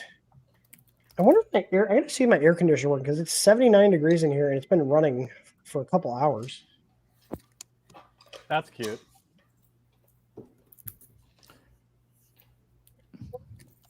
$85, yes. It's blowing cold, so. So look. Yep, it's 81. I will say 81 in here and the AC is working. I will say the only thing I don't like about Clipper is their baby stepping takes fucking forever because it queues it up in the command queue, whereas Marlin's instant baby stepping. Yeah. Yeah, that was a real hassle to get into Marlin, but eventually I got it into the interrupt stuff along with the other motions. So hopefully it's responsive. Oh yeah. No, the baby stepping with Marlin is great. Marlin does baby stepping better than Clipper. Yeah, it is immediate. Yeah, it is actually immediate. Yeah. Does Clipper do anything different as far as like you mentioned repeatability on bed leveling? Yeah, so like the offs. So this printer I never really had to touch much because I'm using the same hardware on this one. But like, I'll see. I'll mess with it with another machine. But like, I'm going to be putting Clipper on quite a few other printers here now. I'm getting more comfortable with it. Does it always heat the bed, stuff like that? Yeah, now we preheat everything. Yeah. So, any of you guys ever run duet stuff? I have. I don't like it. I really don't like it. I know it's like I'll use a printer if it comes pre-set up, but like I'd rather set up Clipper than set up Duet. Yeah, it's. I just never. Yeah, and their documentation is like really written assuming you know about their stuff. So like if I spent a ton of time, but like here's the thing, you can only run it really on their boards, so it's like I really don't care. Sure. Whereas like Clipper and Marlin I can put on basically any board. Yeah, so true. It's coming out clean now. So I got to figure out a better cooling duct. So I'm not I'll be honest, I'm not happy with this tri-horn on here. Oh, let's look at that. Which is wild because the duct setup I was running on this was literally just very basic, one on each side with just a slot opening to blow right across the nozzle, one from left, one from right, and it printed great, even at the faster speeds. So, I mean, it helps to have that extra cooling. Yeah. Oh, Scott, your microphone is like, I don't know if it was like you're putting your palm on it or something. It sounds like. Maybe. Okay, so what temperature are you printing now?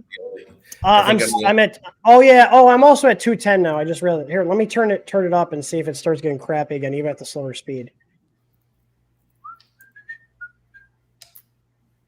Oh no! Don't cool down. Why does it let you cool down while you're printing? Holy crap! Yeah, I don't know why that's an option while you're. Yeah, printing. Why is this an option while you're printing? I accidentally clicked that. It's okay. I caught it in time. So at 210, it was printing correctly and it looks so good at 210. Yeah, so I just bumped up to 230, and yeah, see, we're starting to get Have infill on that? 5%. Oh. So keep So keep it 210. I'm gonna drop it down to 210. Yeah. No, 3 experiments. It was starting to cool down. It set them to 0. No, it look at here. I'll do it right now. If I hit cool down, look at goes to 0. Yeah, that's not good. Yeah, it does the thing. That's not good. Okay, he said that the 250-15 fans are too much for the Tri-Horn. Okay, so if I drop this down to like 50%, will it be better? What is the percentage now of the fans? So I have them at 50%, and I got 210 C. It is a possibility that some fans, when you run them, we know with the shrouds thing is that we print, they're not very they're not designed for flows as it should, and it will start turbulent inside and won't flow the air. Oh, I see what you're saying. So it doesn't. So, but I have a good way to do it is if you just grab a cup of water, put the head above it, and put it underneath it to see. And just change it from 50%, 60%, 90%, and if you'll I don't know, go to 100%, and then you'll see if something changes, like to the worse or to good. Like, you know, if it's. I have a cup, and I was gonna go get more water anyway. So hang on. Yeah. Yeah, I've done a few duct designs, and I really do find that annoying. It's doing very duct difficult. correctly is difficult. Yeah, it's because perfectly centered under the nozzle and getting it to where it's actually cooling the print correctly and not going off to one side, just blowing everywhere. It's more than that. It's how the fan gets starved because you're gonna have turbulence inside. Doing like duct fan design, there is specific software to do flow simulation, and yeah, it's a whole thing. And all right, hold on. And move the bed down. Put the nozzle close to it, and then I'm looking to see. I think if I go like turn the motors on.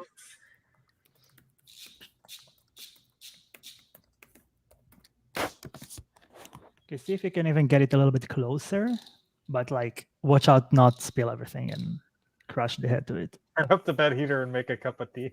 It's at 60 right now, so my cold water is going to not be cold. Okay, that's enough close. So put it on like 50, 60, and let's see, and then go up all the way to 100, and we'll see if there is a difference. So I'm going to zoom in on this.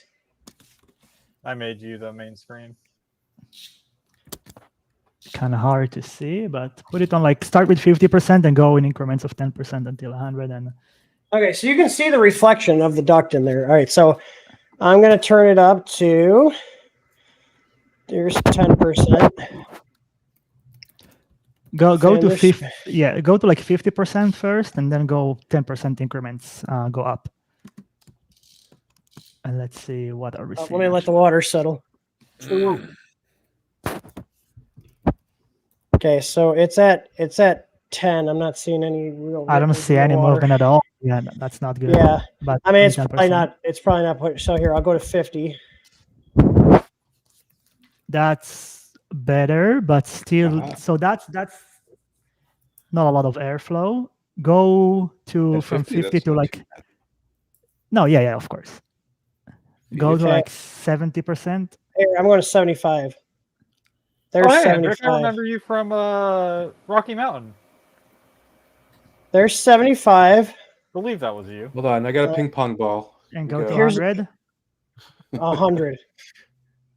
Oh Jesus. Oh, okay, yeah. So there is it is moving more air, so that's a good thing. It looks good to me. That looks nice airflow. Yeah. So here's like, let's say with 25. Here's like 30% right here. You can see there's a little divot. That's not enough. I would even say that 50% is not enough if you're printing like. So here's 75. That's a lot of air. Yeah, so the air's coming out, so it's not getting turned. Yeah, so yeah. Maybe this. It looks good. Yeah, 100 is chooching. All right, I'm gonna drop it on 75. I'm gonna look and see. It's like, okay, so here's the thing. That little divot is a good like 10 millimeters in front of where the tip of the nozzle is. In front, so that's not good. Yeah, it needs to be So exactly below. so it's not aligned correctly then. Yeah. That's why it's cooling like shit. So like if I look here from the side. Is there a way to align it? See, this is part of the problem I had with the ducts I was designing, getting them to flow like at the nozzle. So it's not it's not aligned with the nozzle. You can see it clearly. Yeah, you just basically have to add some washers to the back or something. Do you see how far off that is? So the nozzle is basically at the back of that. So the nozzle, the tip of the nozzle is like right. It's like right here where my screwdriver is. Yeah. So that's really off. So whoever designed this did not test it. But maybe you can move it with shims or something. Move it a little bit back towards. So it's like here. Look at this angle here. Look at 100. There's plenty of airflow coming out of there with those two fans. It's just not on the right place. Yeah. So whoever designed this just made it and just didn't test it apparently. Fair enough. I mean, testing flows, everything is very difficult. Flow simulation, design and stuff like that. That's why I like the water, because the water shows you where it's gonna hit. Exactly. Yeah. That's why it's cooling like crap. I don't know how to set up the flow simulations, so I was just printing them out and testing it in with water on a cup. It's like I know where it should be.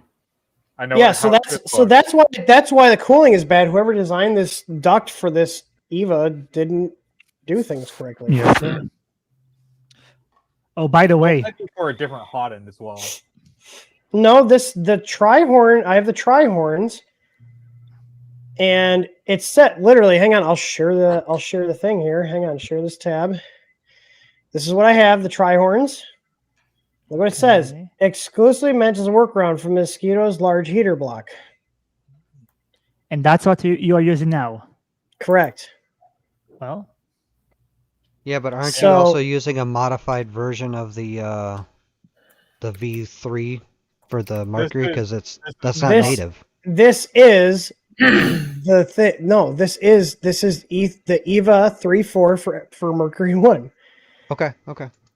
Here, toolhead. It adapts the EVA 3 toolhead for Mercury 1 base printers.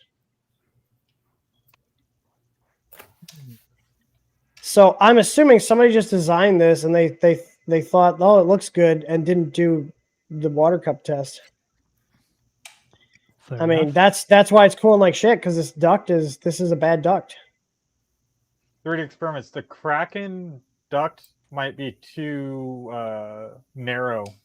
Yeah, because the Mosquito has a very big block. That's why it's got a lot of thermal mass. Put in a GitHub issue. Just snip screenshots from here. Yep. Okay, so hang on. Let's see. Literally, look at Slice Engineer Mosquito only works with the tri-horn. Rip. Well, you best open up an issue on his GitHub. Or I could just take the BMO Dragonfly I have sitting in my drawer and switch the hot end out and reprint one part. I do like the Dragonfly. That too. They have a Dragonfly. Do you remember Bertha? Do you remember Bertha, the printer that got damaged on the way back from Colorado? I remember. Wait, that like massive printer Yes. that you... Yes. Yeah, it got completely damaged. So here, look at. I have this. I could just print the adapter to put this in here. It wouldn't be that much work, and this takes the same thermistor and heater as the Mosquito, so I wouldn't have to do any rewiring. Yeah, print that and the Kraken. It says that the BMO will fit the Kraken, so that's bullshit, though. So they just made it like that's why it's cooling like crap, because basically none of the air is hitting the part. This is creative and that's important. Yeah, when it goes that way, it important. is. So this is the type of stuff that bothers me. Like the open source stuff is cool, but there's so much stuff like this that is just like thrown out there with no testing, and then like you're like, why is this not working? Like it looks like it should work, but then it doesn't. Like, especially stuff that correlates to flow. Everything that flows is very difficult to design. You need to. We made our basic. We made basic ass, basic ass ducts for our multi mount, and those cool better than this. They actually put the airflow across the nozzle. Yeah, I'm pretty sure we're using the. We're using the 2. Yeah, we're using the 2 EVA 2, which I know I did the last customer build. I think Tor just wanted to torture me and gave me the EVA 3 because basically when I did this build, Tor just sent me a link of STL files. He's like, print all these, and so I did. And I don't have that issue because I don't have the mosquito. Yeah, so I'm gonna download. I'm gonna fire up my Ender 6 right now, and I'm gonna download the Dragonfly BMO insert, and I'm gonna go ahead and print that, and then I'm gonna swap the hot end out. Print the Kraken as well. That sucks because now we have like a $280 hot end sitting here doing nothing. But I also don't feel I want. Let me see if there's. Hang on. Let me look. Let me look on their GitHub and see if there are like open issues here. Let's see. Issues here. Let's see.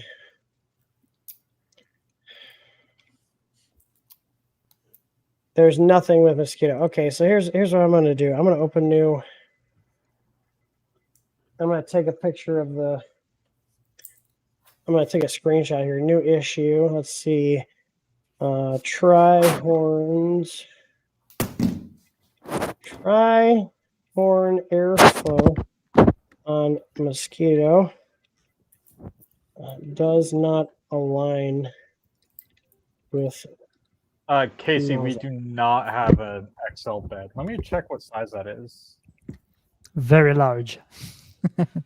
Very large. Let me see. So I'm just going to go to our YouTube channel and clip a screenshot off of here. 365 by 365. Oh, it has like tabs and stuff, like the bamboo beds. We'll take a screenshot here. I post this here. Yeah, unfortunately, that's not a size we carry, Casey. Yeah. It's a very large printer. Just going to annotate this. Nozzle is at edge of the airflow. All right, let me see. I'm going to copy that. Can I just paste the thing into here, or do I have to upload it to another? Uploading. Okay, so preview. There we go.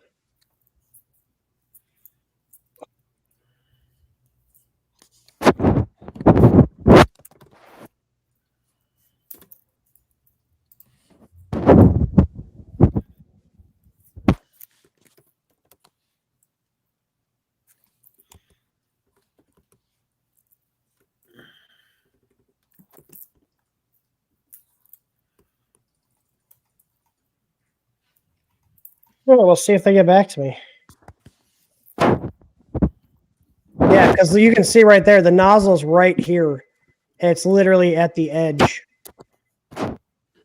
of where it should be. This little divot here should be basically under the nozzle. So this should be moved over a little bit. I'm wondering if I could just...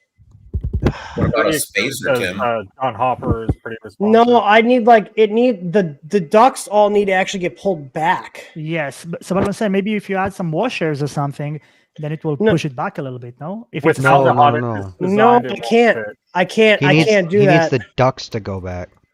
The ducts need to go back. Not forward. I have no idea how it works, but I think I showed you that. I think you showed me. Sorry, last time that the entire ducts are from the back with the fence, but I'm not sure. Yeah, with how it's put together, it's not. I don't think it's something that's really possible without modifying the actual file. Yeah, I'm looking here. Do they have bottom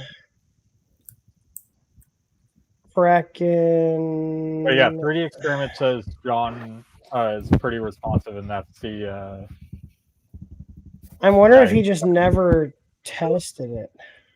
It's very possible. It is a very expensive hot end, and not. I wouldn't say a lot of people have them. Yeah, probably. Yeah. Am I blind? Am I not? Oh wait, hang on. Stock bottom trihorn dot step. So there's a step file here. Let me try download so I can pull it into Fusion. Yay! That makes sense why it was coming out like crap. I was like, there's no way. I'm gonna see if I can find a new duct before, because that's just 2 bolts or 3 bolts to drop that bottom out and change the duct out versus having to replace the whole hot end. You might even be able to print a spacer for the duct. No, I need the opposite, because if I move the duct forward more, It'll make it worse. That duct comprises the box that goes around the extrusion that the linear rail is. It's not that simple. I wasn't sure how it mounted on there. I thought maybe if you put some spacers, it might move the duct. No, it's definitely going to have to. Yeah, and the hot ends is a direct drive that the extruder would also need to move because it's going straight down in. There's just a little tiny piece of PTFE as a guide tube. Gotcha. So we'll see. Maybe he'll do it. I'm going to pull this file into Fusion and see if I can modify it. Like basically, if I just move the ducts back about 10 millimeters, that's going to move the airflow where it's concentrating at back. Do you know what I mean? Yeah. Sounds like what you should do. Yeah, so I'll have to mess with that. I'm surprised though that like it's that far off and nobody's reported it. Because it is a nice hot end. It's got good flow rate. You know, I'd like to use it because they're really nice. They're nicely built. Yeah, they're just super expensive. Yeah, I think it's like $280 or something. Yeah. So that's probably part of the reason why no one probably used that duct before to test it. Yeah. If I remember correctly, I got a few of them sitting on the shelf. Yeah, I'm looking here. Yeah, $180 for a kit. Yeah, I'm pulling up their site right now to see. You can get a because I know I paid almost $280 for the hot end, the thermistor, the heater, the nozzle. Let's see here. So when you can get a Fadis Rapido high flow for $80. Yeah. Okay, this is now shop print heads. Okay. Mosquito Magnum. This is what I have. So this is one. Okay, the kit is what I got. Yeah, you're at 174. What does this include? This does not include any of the heaters or anything. Yeah, heater. Oh, or the fan. So you got to buy the fan and the heater cartridge separately. So you're at 175. They do include the boron nitrate paste now. I know, because I bitch. So we're at 182 with the fan. So we're 182 with the fan. These open in new tabs. So 182 with the fan. The thermistor, the heater is 20. So we're at 202. And then I did the PT1000, which is another 25. So this is almost $230 for this hot end setup I had. That's an expensive hot end. Yeah, it's been great. It's been a great hot end though. I can't really I can't really complain. It's been very reliable. I winced paying $99 for my Rapido. Holy crap. 200 and some dollars. How much did I pay for the I have not bought another one. They're good, but I don't think they're worth the money for like $50 for a Dragonfly. Yeah, the Dragonfly has been a good hot end. Maybe I'll just go buy a Rapido. Is that what would be the best high flow hot end to put on here? Probably Rapido. So far, what I've seen, the Rapidos have been pretty popular in like the Voron community and stuff like that. Like I said, I've got three or four, I can't remember now, and I absolutely love them. There's a reason why I kept buying them. Because once I started using one, I'm like, oh shit, this is the downside to them is like the thermistor is built into the heater core, so if something happens, you got to replace that whole piece. But Fabrico always has them in stock, or almost always has them in stock. There's Wait, not a wait. lot of So hang on. tube right now for the experiments. Look what hang on. Look what I found here. So I'm on the hot end page for the Mercury. It says right here, due to how the heat block is shaped, it's difficult for the EVA to achieve proper cooling. You might want to look at the tri-horn duct, which is what I printed. So we got tri-horn duct. Oh, this is just on the EVA. So even on the EVA, they say this isn't the EVA M41. It's even on the EVA, they're saying it's not. It's difficult for the EVA to achieve proper cooling. Weird. Yeah, because basically, if we look at the where is it? EVA 3. Hang on. I get back to the page. Well, that's here. the EVA 3, not the 2.4. No, I know. I got to get to the 2.4 here.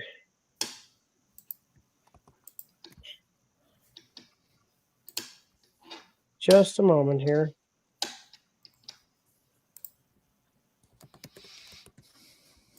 So hot end mounts here. All right. So if I switch to this one here, and we go to Mosquito here. So it says it's only compatible with the tri-horns,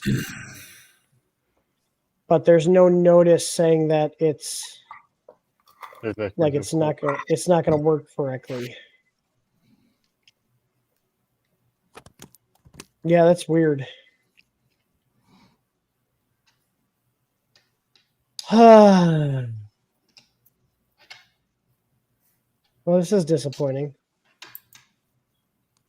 Man, I do have this hot and I'm just going to print this part for now just in case I decide to go that route. But that's like really far off. Like it's literally unusable. Because it was even curling up at the standard speed. So it wasn't even a speed thing. It's the fact that the air was just not getting to where it needs to go thing. You know what I mean? Yep. So there's that. Today I learned. All right, well, I'm going to slice that up and then... looking at printables right now to see if there's something else. Yeah, if there's anything available there. All right, well, I'm going to print the Dragonfly BMO insert just in case. Mosquito Magnum Plus fan duct for EVA 3. Magnum Plus is a completely different hot end. The Plus is like their latest one that's like got a huge... It's more like shaped like the Rapido. Can't really see the hot end in their picture.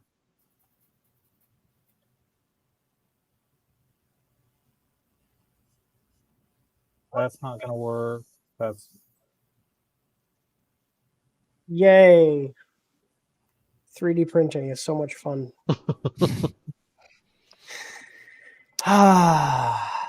You could always enter the insanity of programming every little thing you want to remove from a part for CNC. Yeah, that sounds horrible. So just messing with the G code directly? No, I'm not that. I mean, you can do stuff like that, but most of the time you just let the CAM software to just, which is basically the slicer of CNC. Yeah, except the programmer has a little bit more work that he's got to do it right. Absolutely. And a lot of places that you can mess up and crash everything and. Oh, I know. I shortly after I got my one of my machines, my operator was working on it. He hit the stop button in the middle of the tool change, and then decided to press the start button and took out the tool changer.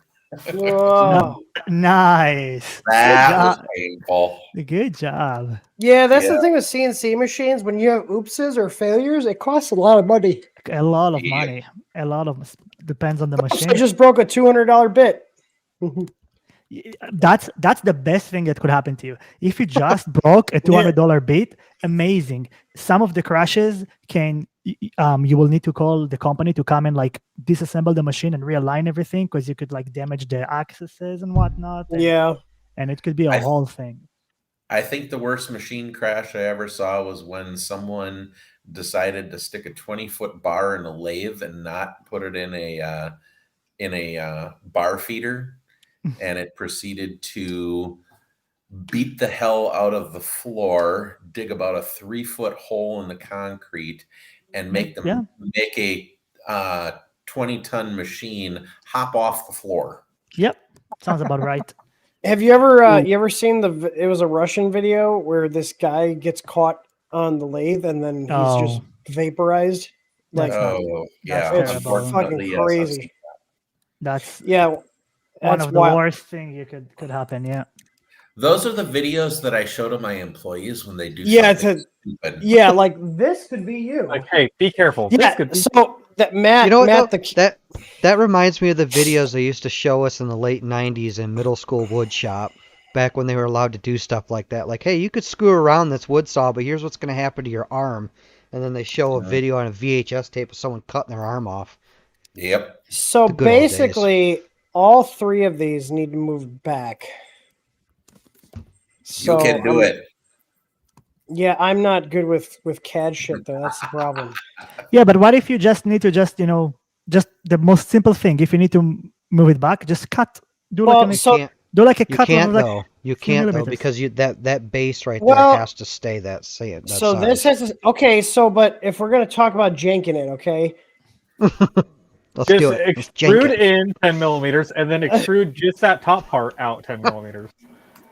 You know what? This is a question where I'm gonna send it to my brother Doug, who's an expert with 3D stuff, and I'm gonna say, hey, can you move these ducts back like 8 millimeters for me? Well, do you have the actual fusion you can, file? If you have the actual it's just a step files. That's all they provide. So if it was a fusion file, it'd be easy to change it. Then you're just changing the loft. Yep. So, yeah, I mean, I could probably jank it in Mesh Mixer. I don't know how to jank it in Fusion. No, I don't know how to even work. Like I work with SolidWorks, and I know I can't when it's a step file. I can't modify it. I don't know. Where'd you upload it? It's just in Fusion. Tom, you're my hero. I've tried SolidWorks and I thought Fusion 360 was overcomplicated and convoluted. SolidWorks is a nightmare. I will be more than happy to teach you and show you that it's much simpler than Fusion. So I have to actually export this as a mesh, and then I'm gonna try messing with it in a Mesh Mixer to see if I can jank this together myself. We're gonna find out. This wouldn't be the first time I've just hacked parts together. Like, here's the thing: I don't understand why it's too far forward. They would have more clearance if they were moving it backwards. I should let me pull the Kraken in. I'm just going to do it in the slicer. I'm going to pull the Kraken duct in along with that into the slicer and just see where the nozzles end up. Hey, everyone say hi to Amelia. My 9-year-old just tuned in to watch. Hi, Amelia. Hi, Amelia. There you go, Tim. What? Save. You just say. I just janked it together for you. No, you didn't. Did you just janked it? Did you just? I did. I literally did what I said. I pushed in the back by 10 millimeters and pushed out the front by 10 millimeters. Yeah, that's what I said. Yeah. So. Yeah, share your screen because I got to see this. Yeah, okay. I see I think I know. Portion. Oh, I think I know what you're talking about. Hang on. Okay. So, I literally just pushed in. Sure. So the cable attachment points are. This is what I did. My God, I think he's done it. I mean, the heat. Go back to where I think the heat set hole might be off. But you know what? Let's not talk about that. Yeah. Okay. Well, but you know what? I don't care. I'll just heat the heat set up and shove it in. I don't care. If it works, it works. Just send it home. Just send it home. We're just gonna send it. All right. I'm canceling that print, and then I'm gonna print towards Jengas cooling. No, I think it's a good solution. I don't think it's Okay. I don't even think. But wait a minute. I don't even. What about the divot? I'm pointing at my screen like you can see what I'm seeing. Jesus Christ. The center. No. In the center of the mount. We're using where it those. divots I don't down. even think we're using those cable attachment points. I think you can just delete those features. But what about that divot? Oh, okay. All right. Happy? Well, Are you happy? I just wasn't sure if that divot was there for a reason or not. I don't know. Looks jankified to me. Okay, send me that file. Export that body. Send that over.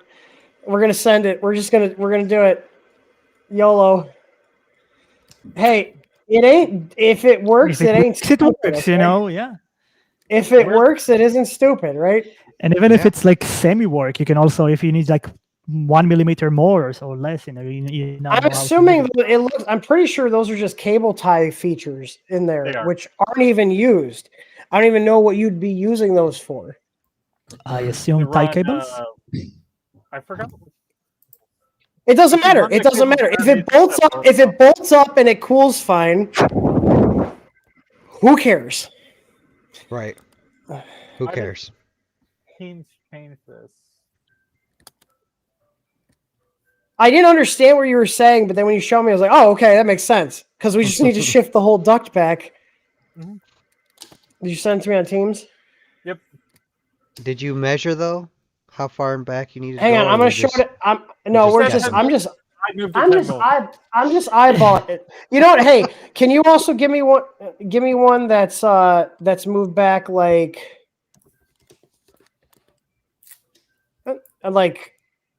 7 millimeters. Yeah. Okay, give me one that's moved back 7. We'll print both and we'll because it's literally 3 bolts. The stew tri-horn. Okay, let's see. I'm importing Tor's janky thing. Okay, here I'm going to share my. Yeah, I think 10 millimeters seems about right. I think looking at it, it looks like I'm pretty good with eyeballing stuff. It did not like 7 millimeters. Okay, so here's Tor's janky little stubby. Oh, nice. Someone said we need to be looking at Twitch chat. Here we go. Here we go. I do even. We do. Twitch chat should be coming through. I think you need to connect it. No, it is connected. We're streaming on Twitch. Last time it was coming through. I remember seeing it. Okay, I saw it. Now it's only YouTube. Here's a Twitch chat.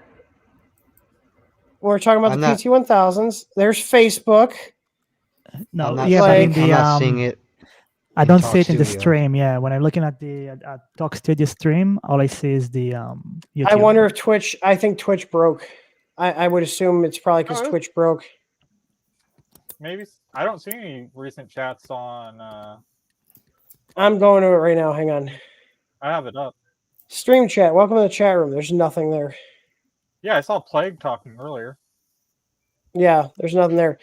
All right, so we got. Yeah, now we see it on. Yeah, look at that'll work. That'll work great. Yeah, see, it's working. Yeah, it is working. Now I see a comment from Twitch. Yeah, that's Tor's account. All right, so there we go. All right, so then we need the 7 millimeter stubby Tor. 7 mil. I'm working on that. You guys are getting angry with you. 7 mil. Well, no, I stopped that to deal with Twitch thing. And are you printing it from ABS? Yeah, I print everything in ABS. Nice. So here, filament ABS.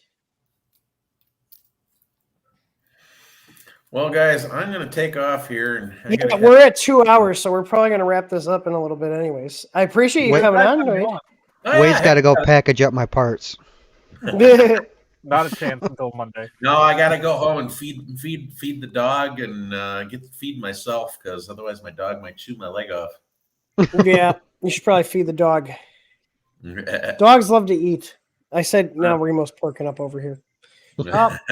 Comet was all the way in the garage and he came in here. Did you say Remo?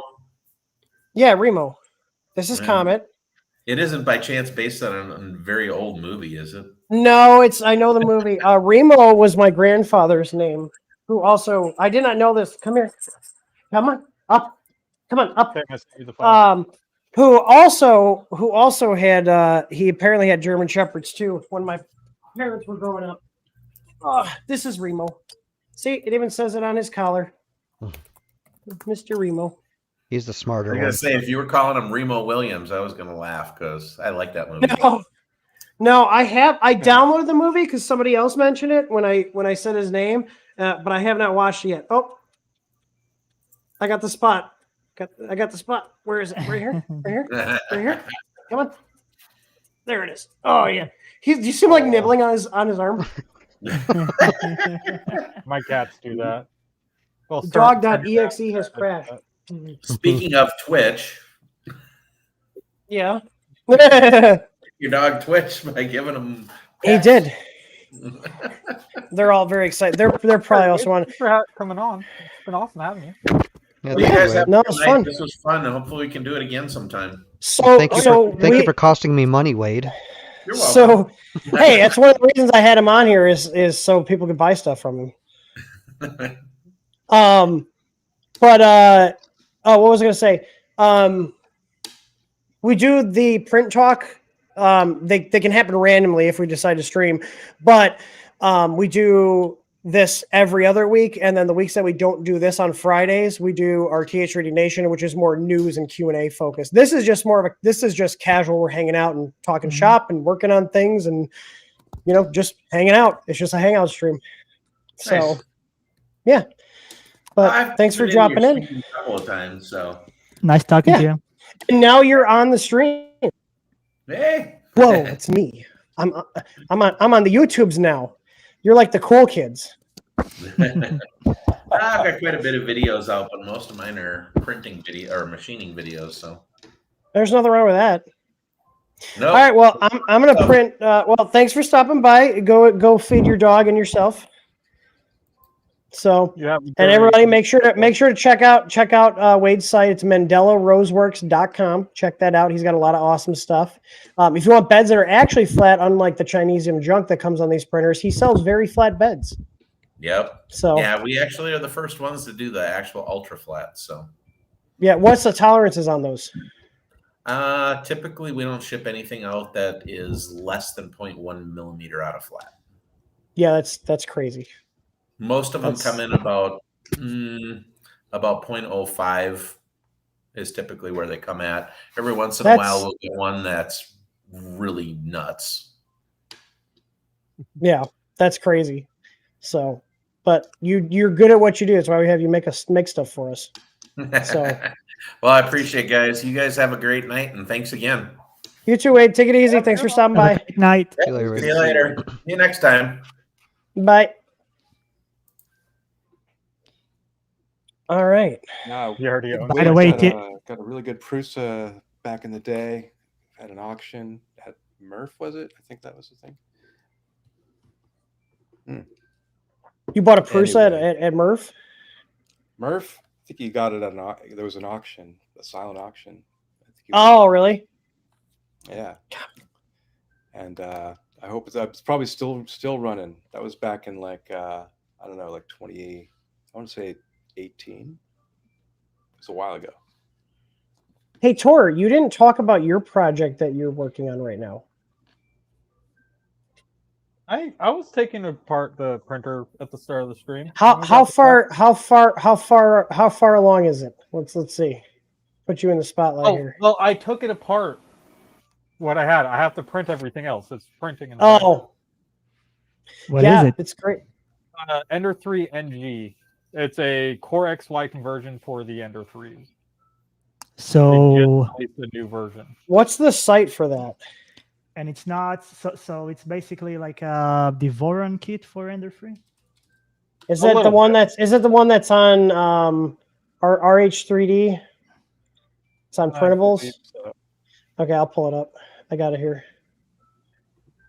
Yeah, RH3D. Yeah, so this it's like it makes it look like a tiny little Prusa XL. It's cute. That's nice. Yeah, I can see where they're reusing the extrusions here. Like, yeah, this is an actual picture. I thought this was a render for a second. No, he just released a video today. The one that I sent you. Awesome. Beautiful. Man, that is overkill. These two Yeah, side. I don't like that setup. I mean, you don't have to put it on there. Well, I know it's just. It's definitely got some bamboo-ness to it right there. I like it. Yeah, the K ones have those side blowers too. Oh, I never I'm use doing- it. How many of you guys use the Side side blowers. blowers on printers I have them? Because I don't really I use it. disabled mine. I unplugged them on the K1. Because I feel like they warp they make prints more likely to warp off the bed. Probably, yeah. I would Like think that's been my experience. Ooh, Down there too. so. we're like the Brady Bunch here. Do not need to There we zoom into go. my ugly mug that fed. Wow. There we go. Here, I'll just Well, here. Well, I mean, we're at 2 hours. You guys want to wrap this up? Because I should probably eat soon too. I I'm need to starting to get get a headache. Let me just show you. I'm going to show you that final design. Okay, here I'm gonna pull you. I'm gonna pull you up here. So this is how it's the medium. Oh, you've already now. printed it and everything. Oh yeah, I'm working on like finalizing all the docs and everything. Hopefully next week I'll have everything. So now they have Your background blur is like cutting it out. yeah.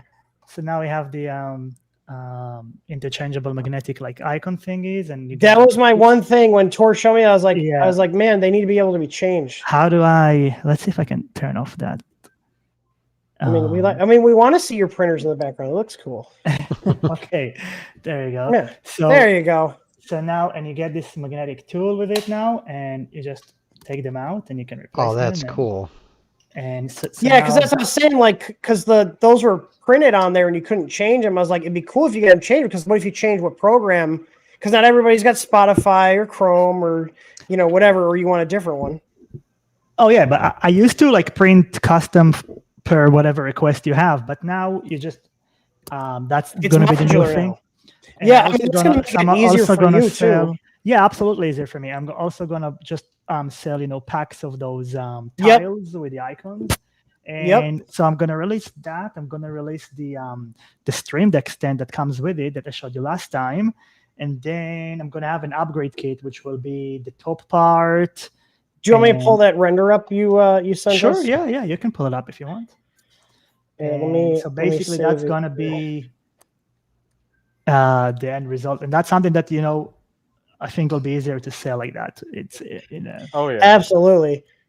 I'm shocked at how quick you got that done because I was like, this is cool, but what if I don't? I've been have those working. I've been apps? working So- on it. Like I've been Yeah.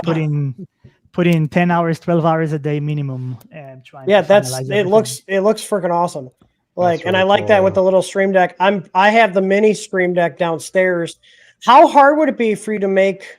So like the Stream Deck XL is wider. Have you thought about making a wider slider, So like an XL slider? So we might do it. It's more of a software issue than a hardware Hardware? issue. Yeah. And for now, five pots. That's the limit for the software. Maybe in the future we'll be able to fix it. Is it the controller or? No. It's a software issue. It's Okay. not. The controller have I think 8 analog inputs. So with this specific controller, theoretically I can go up to 8 potentiometers. It's just that what's it called? Dot. What's the software you're using for that? It's called .x, and Yeah, it's I'm not the software developer. There's a different team that do that. So you're just and they making the also- hardware. Yeah, they also have their own hardware. They're working on it. I work with them hand by hand. They're very nice people. But for now, they're gonna keep it with five potentiometers until they'll finish with other bags that they have, and then we're going to do 5 or 8 or 10 versions, and eventually the goal, that I don't know where it's going to happen, it's to have them motorized. But That'd be cool. So like if you change out the That's cool. computer, it moves the slider. Yes. That's Or cool. let's say if you have the Stream Deck and you go from your like headphones to the different output, so it's change everything automatically. It'll to just- whatever. Yeah, it will jump. Yeah. But that's so far ahead from us. It's not. I mean, you could almost do that with like a little tiny motor with like a screw drive, and then have. Oh no, like, that's not a gears. problem. It's enough. The potentiometer itself that is motorized is off-the-shelf product. Oh, okay. it's not something you need to invent. It's off-the-shelf product. It's more of how to take that information, implement it in software from the computer and actually move it back. Gotcha. But one thing at a time. For now, yep. We have this with the interchangeable magnetic. I like the interchangeable things. Those are slick. And the Stream Deck thing, and I hopefully up to next week I'll be. Say it again. I was gonna say I'll grab one of the upgrade kits once that's come out. I'm really happy with mine. Yeah. We'll do it, and we need to hook up, send someone for team also, and yeah. All right. Well, I totally forgot that one of my friends was coming by around 7:00, and he just pulled up. So perfect time to end the stream. But this is fun, guys. Tor didn't fall asleep, so I think we're doing good. Hey Scott, why doesn't your Marlin sign in the background gonna be like, to light up? Yeah, put some LEDs in there. I know. Well, this we one just needs, we just. I gotta put some fluorescent paint on it in a black light. I do That'd have be a cool. sign in front of me that lights up, but I'm facing the other way today, so you can see. I have UV reactive. I have UV reactive PLA in blue, green, and yellow. I've designed a LED controller. If you want one, I can send you. Yeah. Well, all right. I can't do the Midwest goodbye thing today. I love science. All right, everybody. Thanks for stopping by. Tom, Scott, Emerson, and Wade. Even though he's gone, thank you guys for stopping by. I'll talk to you guys later. Okay. Bye, everybody. Have a great weekend.